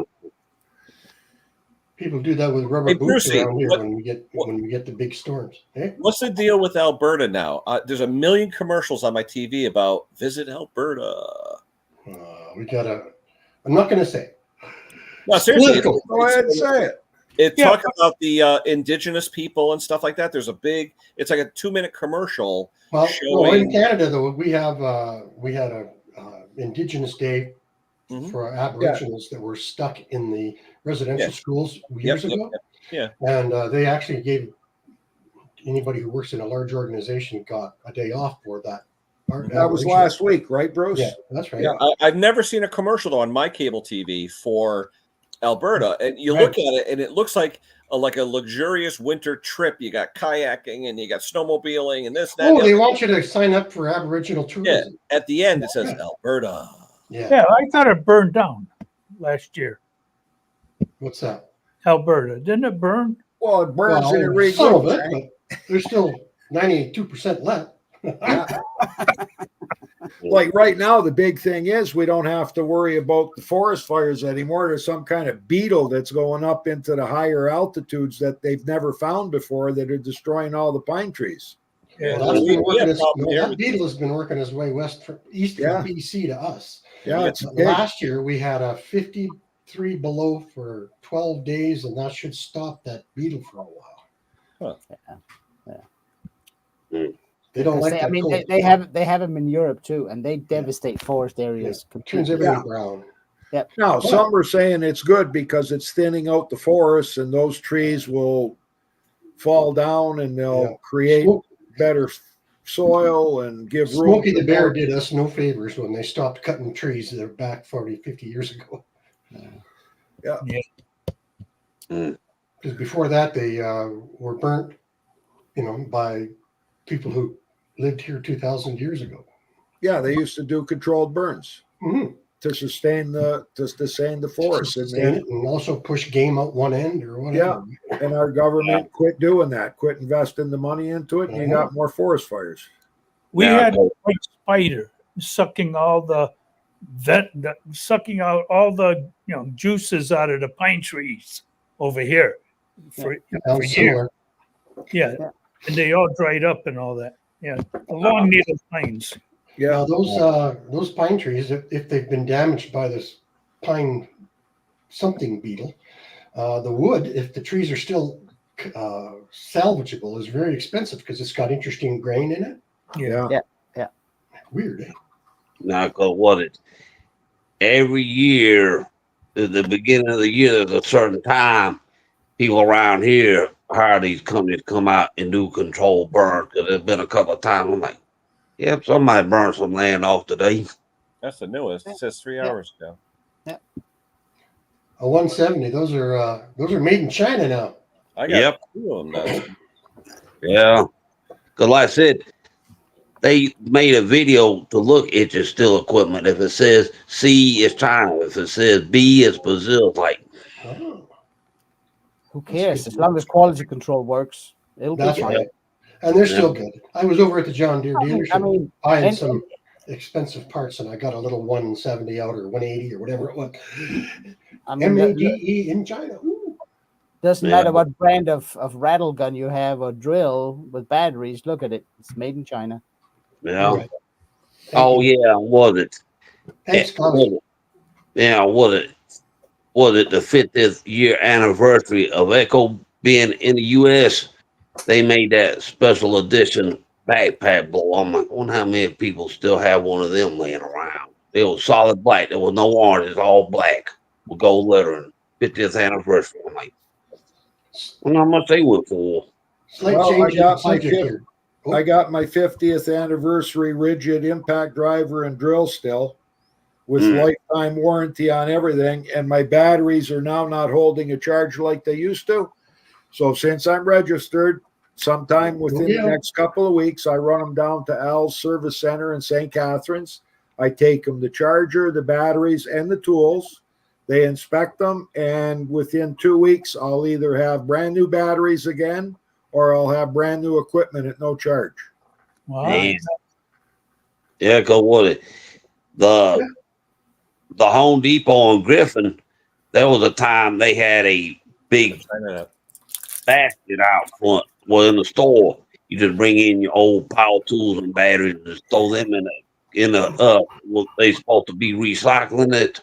I'm like, you're recycling it all right. But I have watched some of those new recycling plants that actually do that. And it's absolutely amazing what they do with them. I just wish we could get more people to turn them in because it's pretty cool. Oh yeah, just like 5 acres under a building.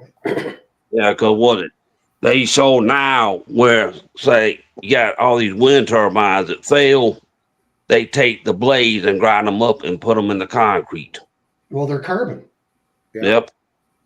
But was it? Oh, was it last Sunday in Conyers, Georgia? This place called BioLab. It caught fire. This place, they made chlorine.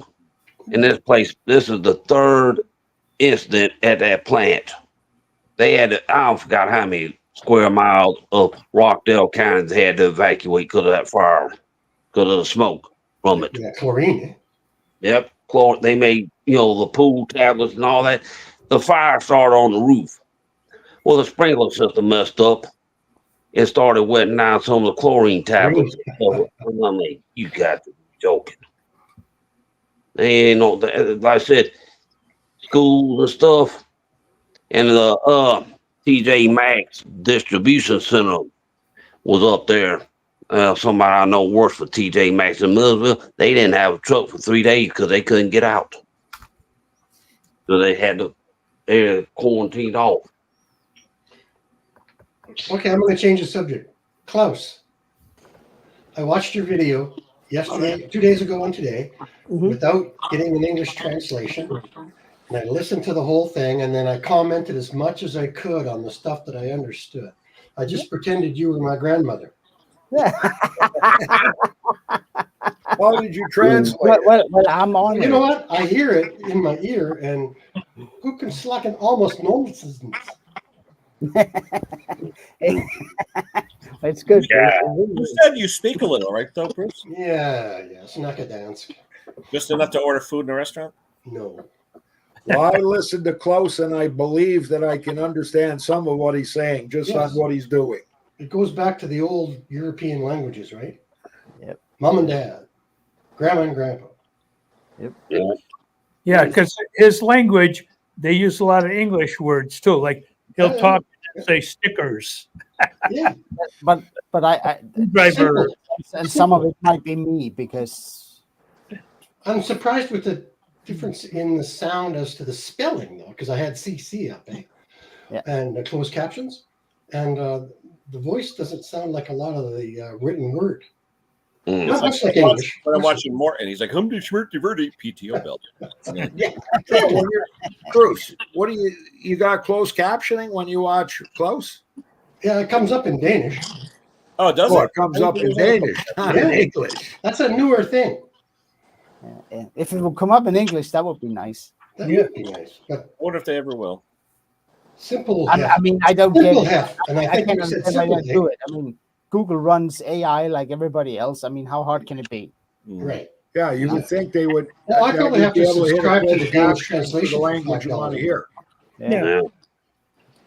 Yeah. Real fun, though. Real fun. Well, if Yeah. Elon Musk buys Google, I guarantee you that that'll happen. Okay. Yeah. Oh, $5 a week. Yeah. I'll but- be right. But the Yeah, amount I'll of be right. subscribers I would get from it, I'd pay the $5 a week, no problem. Yeah, I'll pay the $5. Me too. Yeah. I'll pay the $5 to watch close and read what he's saying. Yeah. Yeah. I'll be right back. I just got a confirmation of a part I ordered came in. I go check the mail. I'll be right back. All righty. So I'm drinking, what do they call that stuff? Firewater. No, it's cold medication, hot. It's neocitrin. Yeah. This works just as well, Bruce. I know. And it makes it a heck of a lot more fun to be ill. Yeah. Hey, how's the hands doing? My dad used to say it makes people more interesting too. Hank, how's the hands today? There's no meat on the bone, but they're doing fine. Yeah, good. How's everybody doing? Well, Got a little. we got Got a cold. What are you working on, Brett? Anything?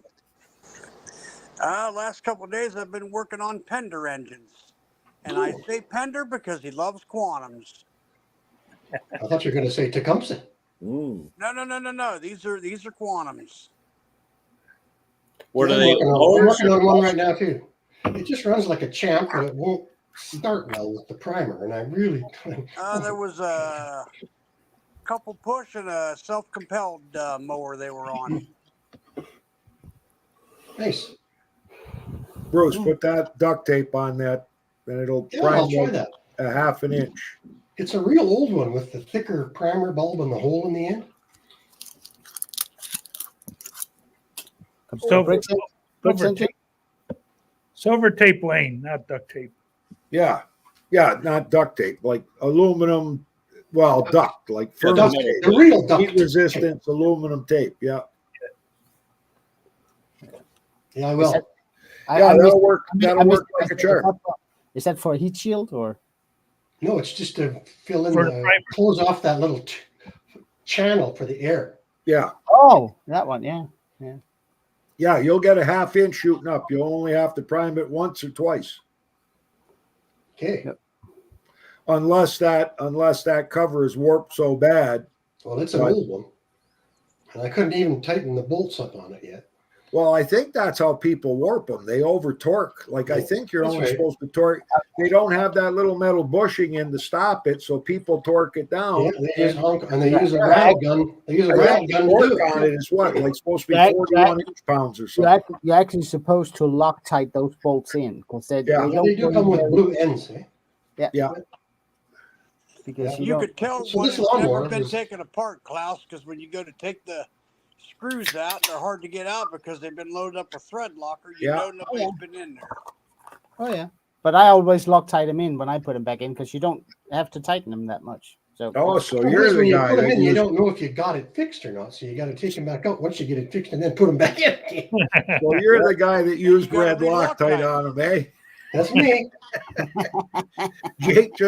Jake just took something apart and he said some jerk put red Loctite on everything. Yeah. And he's trying to tear it apart. And you got to heat it with the heat gun. And then if it's got plastic, you can't heat it. Oh, man, what a job that was. Nothing against farmers, but every time I get something from a farmer, it's either Loctited or over tight. Yeah. Dan Solo says here that Wayne he tried that trick with the foil tape. It works fine. Yeah. Now, what's the I've- foil I've- tape thing on? Is that on the back of the airbox? On the Yeah. back of the airbox, just following. Before you put your gasket over it.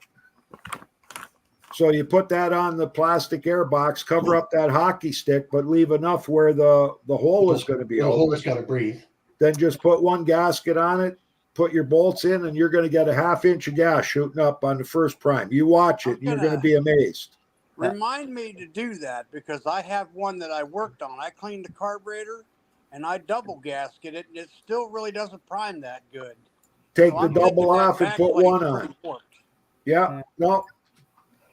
Again, the day I did that, I was so happy. I was aggravated beyond comprehension. 1 hour of fooling around with the thing, and then finally there was this roll. It was like the light. God sent me to look at that piece of tape.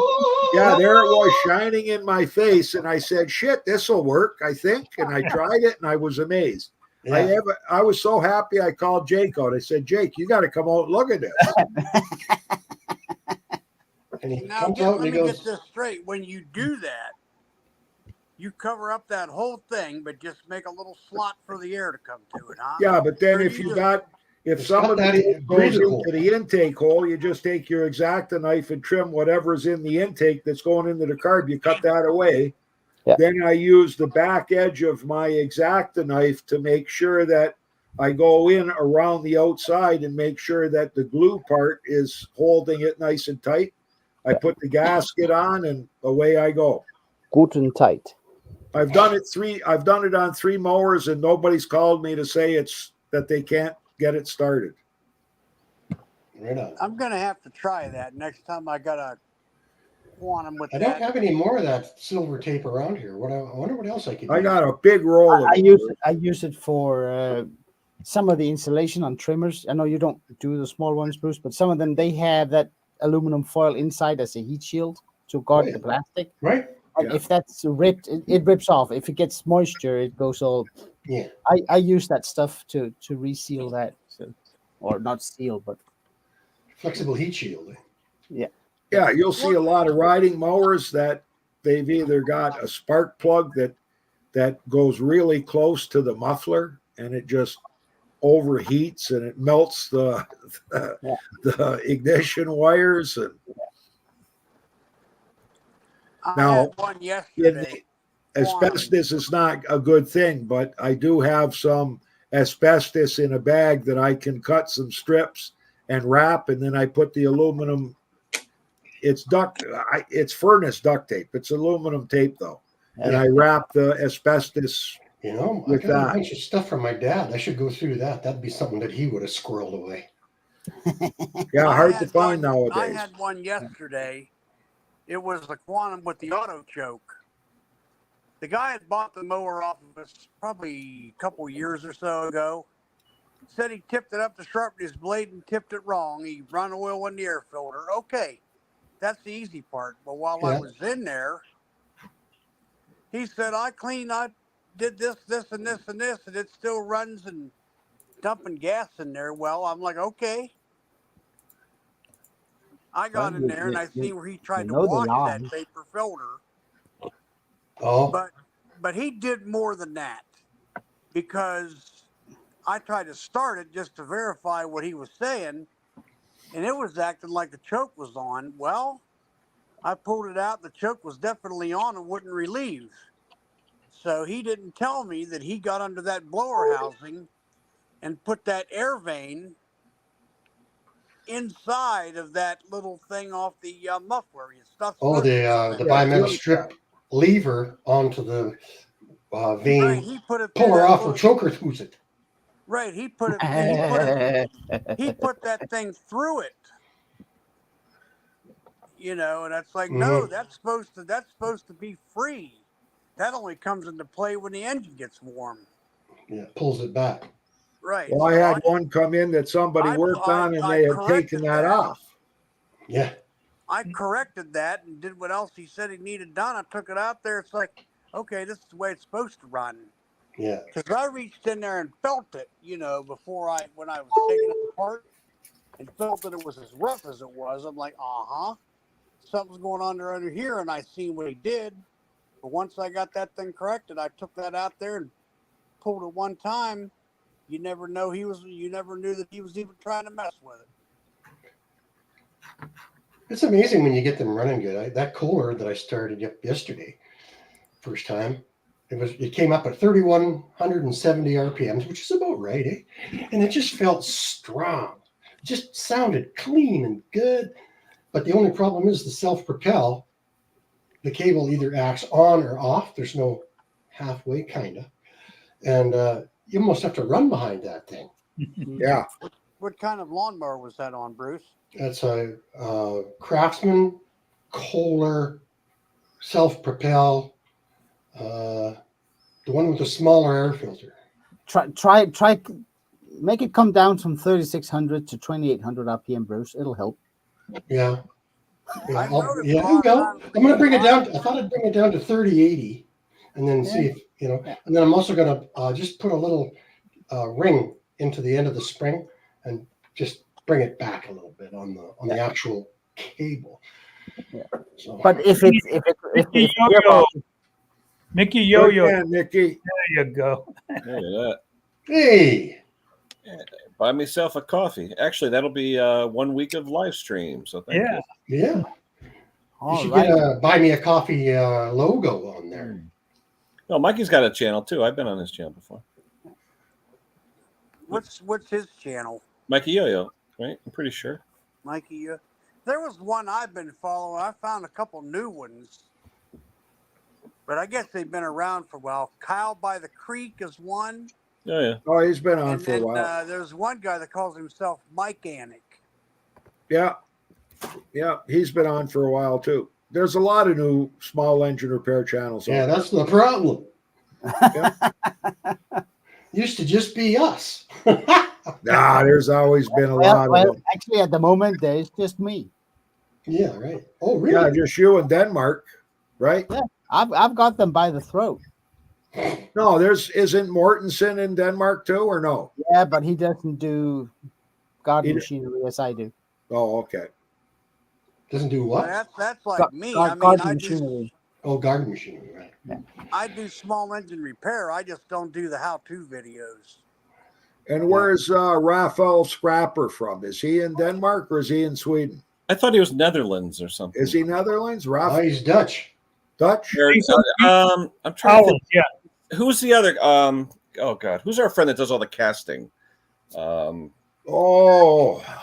metal castings. Yeah. I know because actually, Raphael usually does his stream around the same time I do mine. Where he does his live, and he usually has a lot of the scrappers on there because that's what they do. They scrap a lot of the electronics and things. Oh shoot, I'd love to get into scrapping gold from There- junk, but There's a lot of Canadian scrappers, I tell you. yeah, If you could There get are. free gold, yeah. yeah, I know, but you got to use sulfuric acid and acetonic this and that, and Oh yeah, sheesh, to get out a little bit. Yeah. end up with gills. You know what I saw the other day? It was just, you're talking about plastic welding and stuff like that. There was that one guy. Two things I saw. I mean, I'm not a smoker and I don't really like smoking, but he took cigarette ash and used the crazy glue, Yeah. and it like Yeah. formed like the And then he Oh. took in a kitchen cabinet where the screws were wallowed out Oh for the yeah, hinge. yeah, right, yeah. He drilled a hole, put the cigarette filter in the filter, Oh yeah, That's okay. good. crazy glue in it. It was like a rock, and he drilled and tapped it. So Some Right. people are using baking soda too. Yeah, right? baking so soda. yeah, Baking soda he too. also another guy. It dries a bit too fast with that. Remember how when we were younger, we try and put gas in a foam cup or a cooler and it dissolved? Right? Well, he took a cup of gasoline and started taking pieces of styrofoam and letting it melt in it, and it formed like an ooze, Yeah. and he used that to patch like a couple of hoods, and it worked good. Yeah. Well, I know that. How long I did didn't that know hold that up? Gorilla Glue. Pardon me, Brad. I didn't know that Gorilla Glue expanded 3 times to its size. Yeah, Ken. polyurethane. Yeah. Yeah, and I've used it on a few times, and I've always complained that it's been squirting out the cracks and stuff. Uh-oh. And that's it. Where's That's Robert's head? There you go. He's back. But that's good glue. That's eyebrow trimmer. That's an eyebrow trimmer. What is that, Yeah. Robert? What is that? Eyebrow trimmer. Oh, yeah, torch. Yeah, for checking leaks. Mm. Yeah. I was using one of those with a propane tank the other day and getting that plastic all nice and black. You just got to make sure that your carbs don't leak in your gas tank because Mm. you're careful. Can you say ba-boom? Yeah. Yeah. Got the garage door open just in case I have to drag the whole big fire outside. Or make sure you can make your exit quick. Yep. Yeah, I Pete, take too many chances. I'm I not take looking way too for many money, chances. Pete. I do it on my own. It's no big deal. No worries. It's just that $45 versus 15. That was a little much. That's all. Yeah, I hate it when they do that. Yeah, like I said, the $15 a month, who cares? But 45, Yeah. I'm not on enough to justify that. No, and it's not. You just hate the principle of the thing, right? I mean, they changed the company and it's 3 times the price. Yeah, it'd be different if you made good money off of lives, but you make nothing off of lives because there's no ads.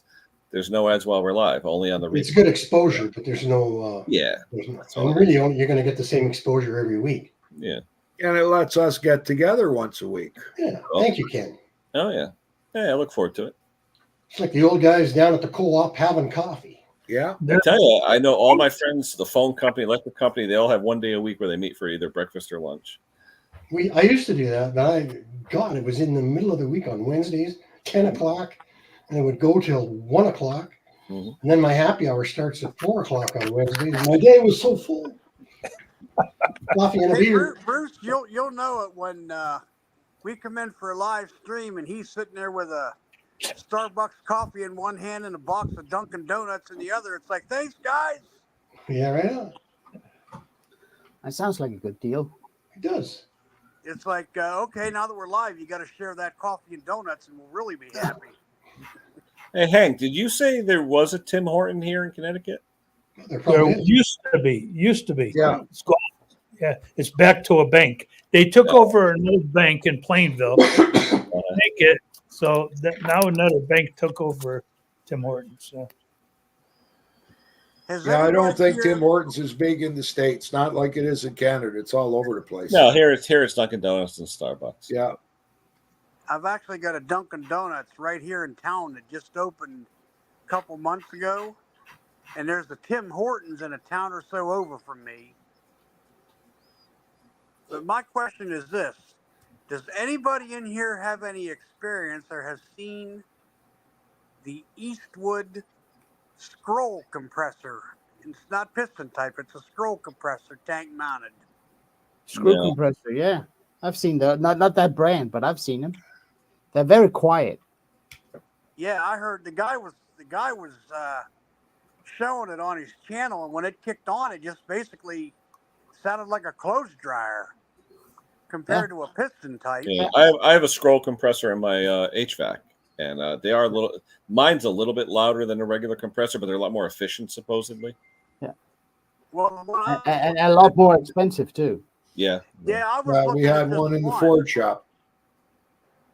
I was looking at this one, and I'm like, okay, this would be the ticket till I saw the price tag on it. But Yeah. it was a 30-gallon, 4 horsepower, but it pumped out like 13 CFM at 90 pounds, and I mean, you could literally talk over this thing when you were standing next to it. Yeah, it was continuous pressure too, right? Yeah. Yeah, the only time it was loud, yeah, there it is. Yeah. The only time it was loud is when it would cut off and it had to bleed off the head pressure or whatever. That's not too Yeah, I wouldn't shut down. Yeah. Yeah, that's not too bad. Yeah, well, I mean, it took, when it bled off, it took quite a while for that to bleed off. It wasn't just a quick, like a piston type. Yeah, very nice, but they're usually expensive. Blue. I want to say that little compressor was like, the guy said it was almost $3,000. I'm like, ooh. But he said that as far as the continuous pressure and CFM, he said it rivaled the old 60-gallon Sanborn he had. It was a piston type. Right. I don't know what my old one does, but I that kind just of power in just a 30-gallon tank, and it's like, wow. I like the one Bruce has. This one of the really old ones that runs at low RPM, but they got bigger pistons. Yeah. Those. I mean, the one I have, mine is a 2-cylinder too, but it's a new one. It just hauls ass. It's runs really fast. The block on that one is almost a 2-horse or a 2-cylinder Briggs. Yeah. Yeah. It is. I think that one I've got out there that I'm going to be replacing, I want to say that I know the motor turns 3450, but I think the pump is going around maybe 1200. Yeah. Big wheel on it, eh? But usually the 2-cylinder in the single block, but the 2 cylinders. Yeah. The one piston is bigger than the other. Or one is No, mine are the same. They're the same size. Okay. Yeah, that's how it multiplies the pressure. Yeah, so it No, it doesn't go from 1 to the 2. They both go They together. call it pressure intensifier. This is still single. That's stage. why they're noisy. Yeah, who cares? It was free, Klaus. No, but I mean, yours gives the same amount of air out of each cylinder. Mm-hmm. That's why it can run so slow, because it can build up. Yeah, it runs at about half speed. You're right about it. Does run about half speed. Yeah. Now, So the sound is not as annoying. Emax makes one. It's really nice. It's 2-stage, but the pump on this thing is massive, and I think that and it's also got a silencer on it, from the air intakes that even quiets it down even more. I want to say the pump speed on that may be 500 RPM. But the CFM you get out of that thing is like through the roof. I got little we use these at work, Haskell intensifiers. You put in like 90 psi air and you get like 1,000 psi out. Really? Oh. Yeah. Blow that up so I can see that, Ken. Air over oil intensifiers. Here's a good one for you. Got a guy called up about his air compressor. He says, "Do you work on air compressors?" Said, "No. Why? What's the problem with your air compressor?" He said, "It won't come on." I said, "Did you check your breakers?" The guy said, "Yeah, breakers are good." I said, "Did you put a drill or a light bulb into the outlet just to make sure you got power going to the air compressor?" The guy said, "Yeah, I got all kinds of power." I said, "Is the tank empty or is the tank full?" He said, "What do you mean?" I said, "Well, if it's full, there could be a safety on it that when it's filled, the motor won't kick on."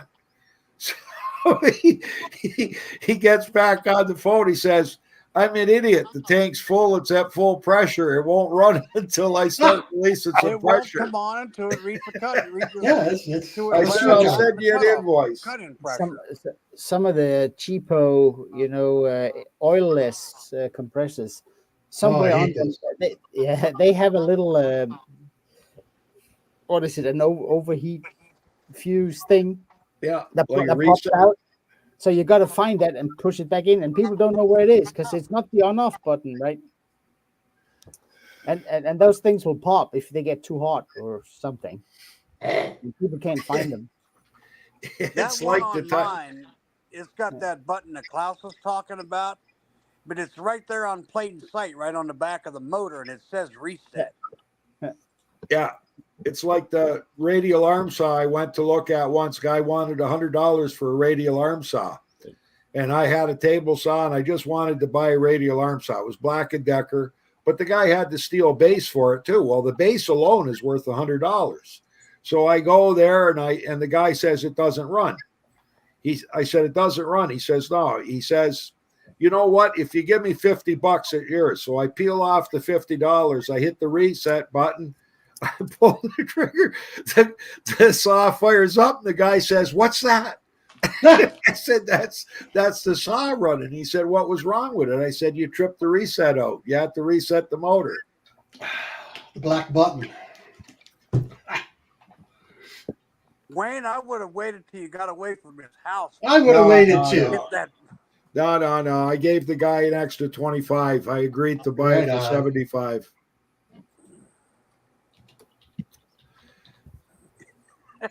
There you go, Mikey. That's all that was wrong with it. 5W30 full synthetic. Yeah, or 10W30. That's recommended by Honda. Yeah, but I'd use a full synthetic in it.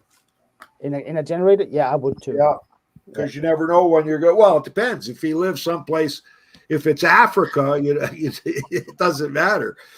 No, I mean, If it's always hot, but cold. But I thought weather, you're supposed to go the first 25 hours on dyno oil and then go to synthetic. yes, Yeah, well, that's brand new. well, Good point, Kenny. Well, I'm good then. You want to break the rings in. yeah, Yeah. some companies, especially Kohler, says that. No one else does. No, I know, but it's a good point. Like you It's should still- break the engine in. It's still Like a even good- though they run them, when they build them, they run them. Like you'll always see a brand new engine come in. There's oil on the dipstick. That's from them just making sure it runs. Yeah, This is the but- EV 3000 manual.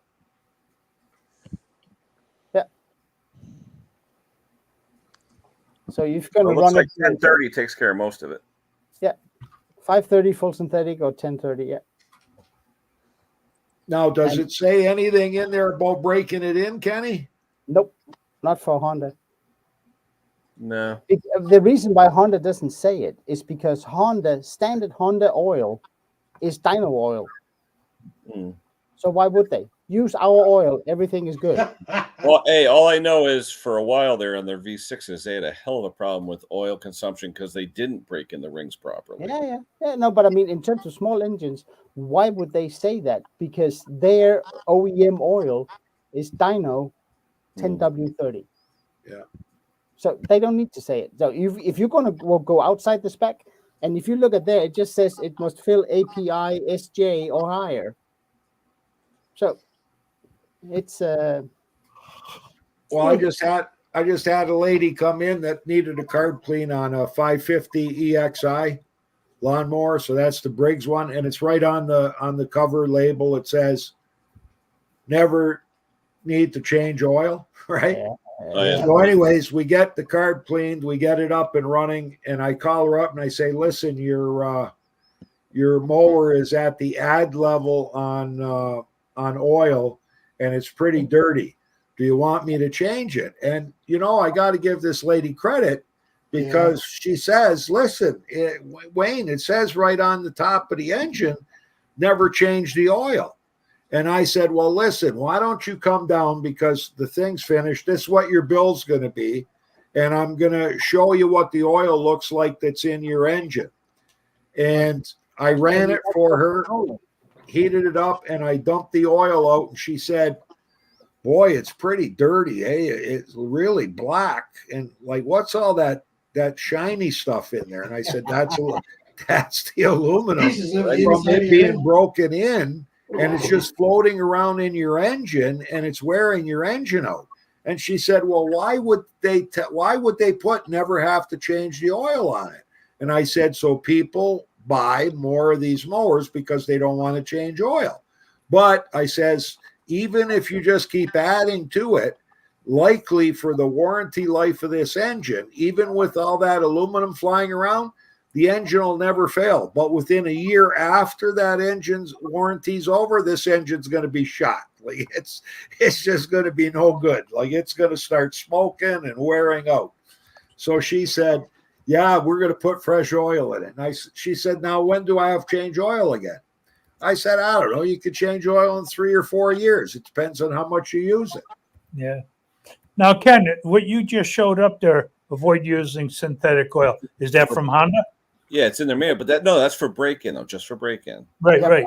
but was that a Honda manual or was that just No, that was general- just a generic oil manual. Yeah, Oh, and that's what they all say. But if you ask But Honda, I use non-detergent when I'm breaking in my engines, and I use non-detergent for about 4 hours, loaded. I load everything because you got to load it. You got to put cylinder pressure in there. You got to make the rings push out, and I load the shit out of it for about 4 hours. And once I drain it out, you can see the rings in that oil. Yeah. To be honest with you guys, I'm still using 1030 regular dinosaur oil and all that stuff. Hey, how for years, right? My last lawnmower only lasted 28 years. I mean, and I it's got a more triple important wide. to get it changed every year than Well, whatever. yeah, you that's put in it. that. Well, you know, it's Now I funny. can't- Same with my vehicle. Everybody asked me. They want me to change their oil like in the spring. I said no. Change it in the winter because you run it all year and it's all acid and all that. Yeah. Get rid of it and put in the fresh stuff Right, before don't you let that shit sit. Pardon me, don't let that. No, 'cause feces it's sit in acid. there. It'll turn to shit. Oh, what do you got, Clive? I've got a very nice locally brewed IPA. Ooh. Yeah, that's nice. That's good stuff. Now, most of the conventional now, Bruce, is it's a blend of conventional and synthetics. Yeah, I'm getting there slowly. Yeah. And then No, but I mean- you know what, for my compressors, I want to add this and see what you guys think. For my compressors, I'm still using that 30 weight, no detergent, run-of-the-mill garden variety oil. It doesn't say ISO 50 or ISO 160, No. but I'm using that in my compressor. Am I okay with that? If is it non-detergent? Yeah. Yeah, it's no problem. And yours Yeah. is stored inside, so it can be a 30 or 40, doesn't matter. Okay. Oh, Morton just put something up. I don't know what the hell it means. I don't know either. Hold on. Hurt the Virgin. He's cleaning something up. I got a question for you guys. 5-star small engine repair just brought me a Tecumseh starter 37000. I think it's a 37,000 electric starter for a snowblower, Right? which is I think the same as a 33,539 or something like that. I don't know. But anyways, it's the one you'd use on a 10-horse Tecumseh snowblower. Yeah. And I put a brand new set of 16 tooth steel gear on it for him. And he says, so he just put this thing together and he said it's not engaging. So he brought me the original starter and the teeth are completely chewed off. Oh, You know, it was engaging about, I don't know, 3/8 of an inch. And the teeth on that starter gear completely, that's the starter. that's the And one. I just put a used gear on for him. And he said, I'm going to take this back and I'm going to put it on. And he says it's not working. So Well, I wait. it's what not engaging.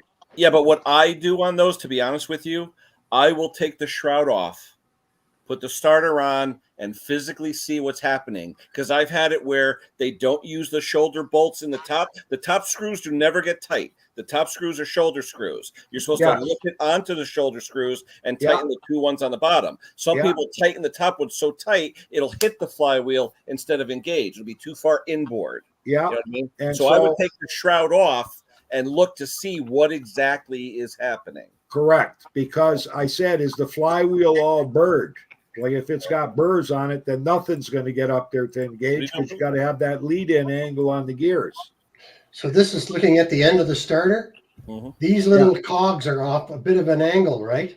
And Yeah. if you don't get those up flush against the block, it's not going to run And right the either. And top it's really, ones, the top ones are never tight. The top ones are shoulder screws. They it's bottom really, out. really easy to get that wrong. Yeah. And then And I've had people bend the tabs too, just so it fits, but then it won't mess. Then it just won't engage. I mean, and the other thing I told them is it's highly unlikely that your flywheel nut backed off and your flywheel lifted up a little bit. Highly unlikely, but Yeah, you got to would hear take it the knocking engine when it's cover in. off and see.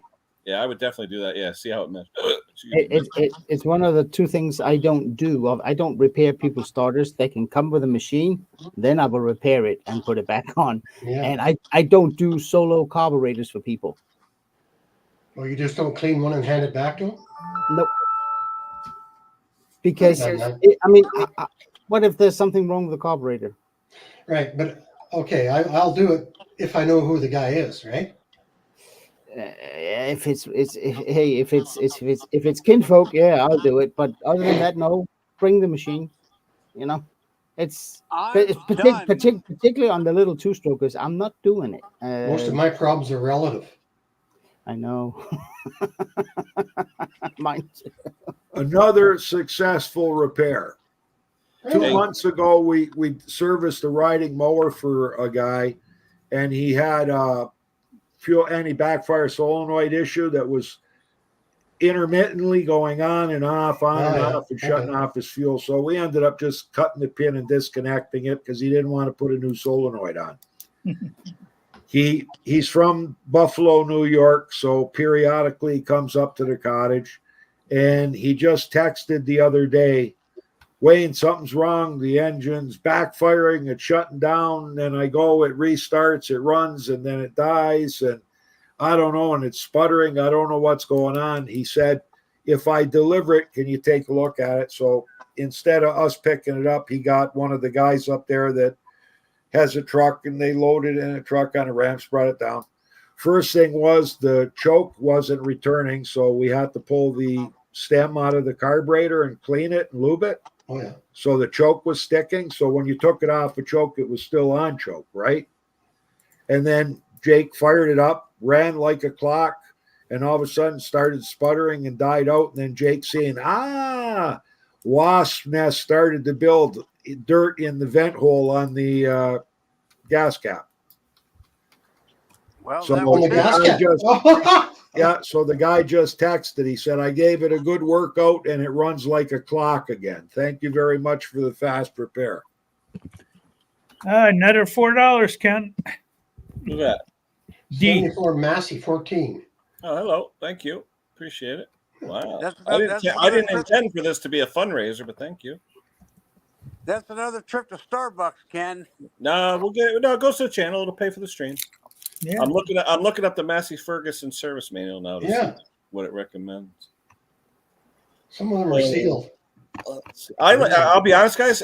I'm an International Harvester guy. Cup Cadets, the old ones, and it's always Case IH Hytran fluid. That's the hydraulic fluid that the Deere guys use their Deere hydraulic fluid. I use the Case IH Hytran. It's called. It's got anti-foaming and all that stuff. But Massey Ferguson supposedly recommended 1040 in those axles. But I'm gonna take a look in the manual and see what it says. It actually says ATF Texan 3. Does it say that? Yeah. For That's MF? My John Deere is just a that's what it 1030. takes Type A. Yeah. But I mean, guys, when you have a hydrostatic gearbox, it's all related to the heat that the gearbox generates because it can run on any oil. Oh. All you want is that oil not to get too thin when it gets hot. So depending on what you're running on, the little K ones from what is called Peerless or Tuft or whatever they're called, they'll run 1040, 1050, 1060 if it's worn. But if it's a gearbox that generates a lot of heat, you want a thicker oil. Yeah, the Kubota that Jake just did called for 20W50. There you go. So that's probably a gearbox that runs pretty hard. Yeah, I've seen 1540, all different ones. Yeah. The thing is that you want something where the oil is thinner when it's cold. So it's nice to have a multi-viscosity. Excuse me, I'm so sorry, guys. Gee. ATF oil in general is pretty thin, but it doesn't become thinner as easy when it gets hot. That's what ATF oil can do. But it doesn't matter. It's a hydraulic system. So it just needs something without air that it can push. And you don't want it to be too thin. So depending on what you're using it for, how hard you're using it, that would be, but if you can find the manual, operator's manual or service manual, it'll say. We don't see a lot of Massey Fergusons around here.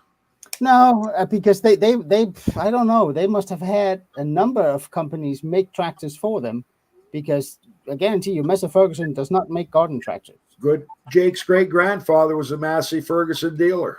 Yeah. And had a small engine repair, tractor shop, automotive shop in Fawn Hill. And actually, one of the parts that we took in on a trade in here actually had the sticker of his Stallwood's garage on it. So we're going to hang that up in the shop. I've got a quick question on Husqvarna two-stroke oil. If it's mixed properly, what color should it be?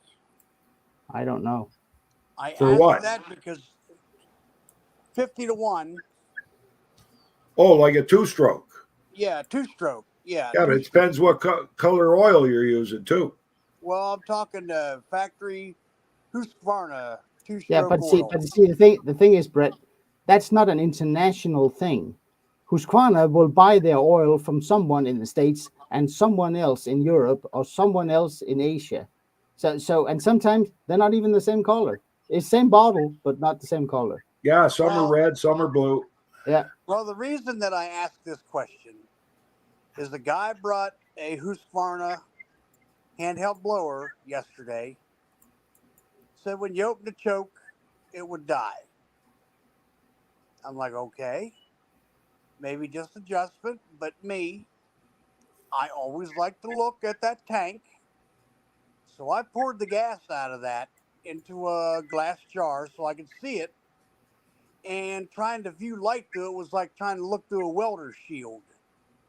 Yeah, he had too much oil in it. Yeah, Way too much oil. And I dumped that out and I purged that carburetor, hit that primer, got all of that out of there.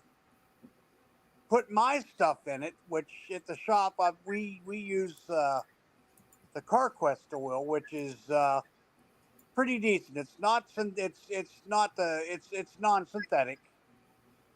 Put my stuff in it, got it started. I did have to tweak that just a tiny bit, and it ran like a top. And then when I brought the blower up, I took the jar up with me, and the boss says, "What would you find out?" I'm like, "I got it running." I said, "Take a look at this." Boss looked at the jar, looked at me, and goes, "Oh." So and the guy was up there. I said, "I can do this while you wait," because I knew what I needed to do. And I said, "You need to put a little bit of gas with that oil." "What do you mean?" I'm like, "It ain't supposed to be that dark, buddy." "I mixed it 50-1. I'm like, "Yeah, but what size of?" "Just a small bottle." It's like, "Yeah, but both of those bottles are small." I mean, I don't get this, Brett, because any shop that's dealing with two-stroke, the first thing you do when the machine comes in, before you ask the guy's name, is that you dump their fuel out. Yeah, first thing we do. And put your own fuel in, and then you ask their name. So the customer, I mean, the owner of that machine saw 50-1, and I bet you he thought 50%. I mean, that's true. I've seen that. You got a good point, Bruce. Yeah, I mean, I tell people, don't fill up your machine before you bring it here, because I will steal your fuel, and you will pay for my fuel. So don't. I mean, machines don't leave my shop with the customer's fuel in it. No way. Oh, believe me, we charged him for the tank of fuel we put in it. But it's the first thing I do. I dump their fuel. I don't even want to, try and diagnose something with their fuel in it. No way. I've been caught too many times too, Klaus. Plus, I'm curious to see, geez, it just could be that. Yeah. But I will say one thing. I mean, over here, and I think we use it more than you do in the States and maybe in Canada. It's the alkylate fuel, that environmentally friendly premix stuff. And I use that. That's the only thing I use in two-strokes here in my shop. But did you know that when you first get a brand new machine, you actually want to run regular mixed gas in it? Yeah, that's why I said Type A. That's surpassed by that M1110. That you get a 1540. There's a lot of different ones Yeah. But Type A is replaced by Dexon 3. Oh, is it? Yeah. Yeah. So, but you actually want to run your machine, the first half tank, on regular fuel that you mixed yourself, because regular fuel is a better as a solvent. So it'll remove all that little oily deposits inside the carburetor, inside the top of the piston from manufacturing, and then it's clean, and then you can switch to alkylate fuel. I don't know if you guys tried it. If you have a 2-stroke carburetor that is borderline, you can just feel this thing is about not to give enough fuel, and you run not straight gas, but mixed regular gas in it, it can actually clean it out. Well, I know that once I put my stuff in it after I got his out, the longer it ran, the better it ran. Yeah, of course. Yeah. But me personally at home, I mean, I could go the pre-mix, but I'm like a lot of you guys. I'm old school. I prefer to mix the gas myself. I don't.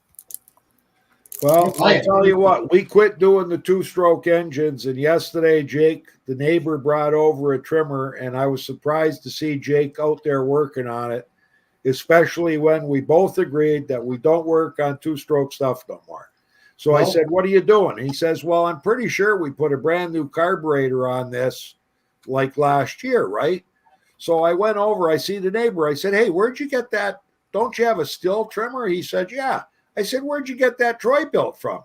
He said, oh, I got it from a guy. It's been sitting in his garage for 2 years. He gave it to me for free. I said, you realize when you get something from free and you bring it to us, it's not free anymore. He said, why? I said, well, the thing don't run. So Jake dumps out the gas.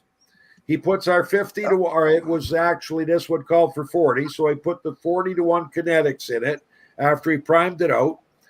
He put a brand new plug in it. He fired it up. It ran, but as soon as you let off of the throttle, it would die. So he says, you know what? The diaphragm's likely really tight. I said, run it for a while, and it might loosen it up. So Jake runs it, and he tunes it in. Finally, he gets it. It's running. It's idling. It's sitting there perfect. He says, beautiful. Oh, he had to change fuel lines for the guy, too.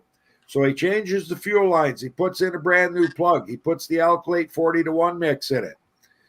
He says to the guy when he comes home, you can take the machine, but Jake goes to start it up. It won't fire up. And he says, this is why I don't work on 2-stroke machines anymore. I said, yeah, you know what? It needs a carb clean. It's likely the diaphragm could be stiffened up again, and you had loosened it up by running it. So now it's going to 5-star for a carb clean for the guy. I said, you willing to put $100 into it? He said, yeah. So he's going to have $100 into it by the time it's done. Ever since I stopped doing 2-stroke stuff, I only work on them 20% of the time now. Yeah. No, but I mean, I've taken the approach. I gotta go. No, thank you, okay. Ken. Thank you very much for going through what you did today. Gotta go. What did I go Take through? care, Bruce. Nope. No, I mean, I think there's only one way to approach 2-stroke repairs, and that's from the bottom and work your way up. I mean, there's no, I can just do this, I can just do that. No, because you don't know the state of the machine. That's correct. You got to pull that plug and look inside the cylinder. If it's scored, scrap it. I mean, the first thing I do is I take the muffler off. The second thing I do, I pressure test the damn thing, even if it's in for a service. Yeah. Well, Because you see that one? You see that one that Steve just did close where it was seized up? No. And the one thing he found is I think it was the high speed adjustment was only open 3/4, and I think they're supposed to be 1.5. No. So it likely no. That depends.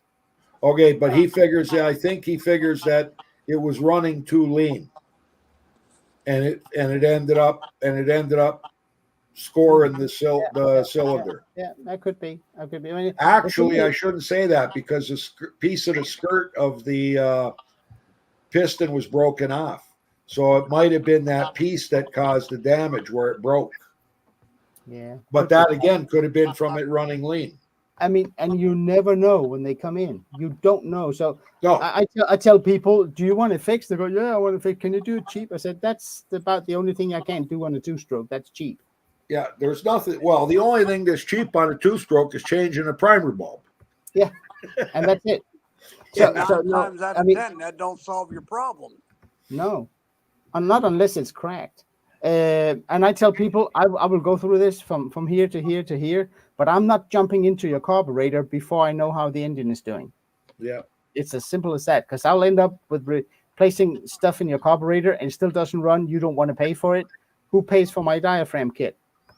Yeah. So it's not happening. I'm not doing it. I will do the whole thing or not. So I have a lot of guys. I have a lot of guys. Those carburetors. I get new carburetors, OEMs. Yeah. And the only trimmers that will do any 2-stroke stuff down there, if you come in with a Troy-Bilt or a Poland or a Craftsman or something like that, we always, and especially if it's something that's sat, we always say, you're going to have more in this than what this machine's worth. Now we'll do steel, Husqvarna, and Echo, because you got a little bit more wiggle room there, provided they didn't beat the stuffing out of them. No, but I mean, a dealer will always, if they think it's a carburetor issue, they will the old one off and slap a new one on. Yeah. But us backyard mechanics, we can afford to fix it because the hourly rate is lower and all that stuff. Guys, I got to run. Yeah. See you, Wayne. Thanks, Kenny. We're over 2 hours. I'm going to end it. Just thanks again to Mikey, Yo-Yo, and Dee for the support. And like I said, we're not going away. We may go with the restream as of December, but it definitely ain't going away. But we'll keep it going. But anyway, thanks to everybody who showed up, Brucey, and everyone who left, and everyone who's still here. And we'll catch you guys next week. Take care, guys. Take care, everybody.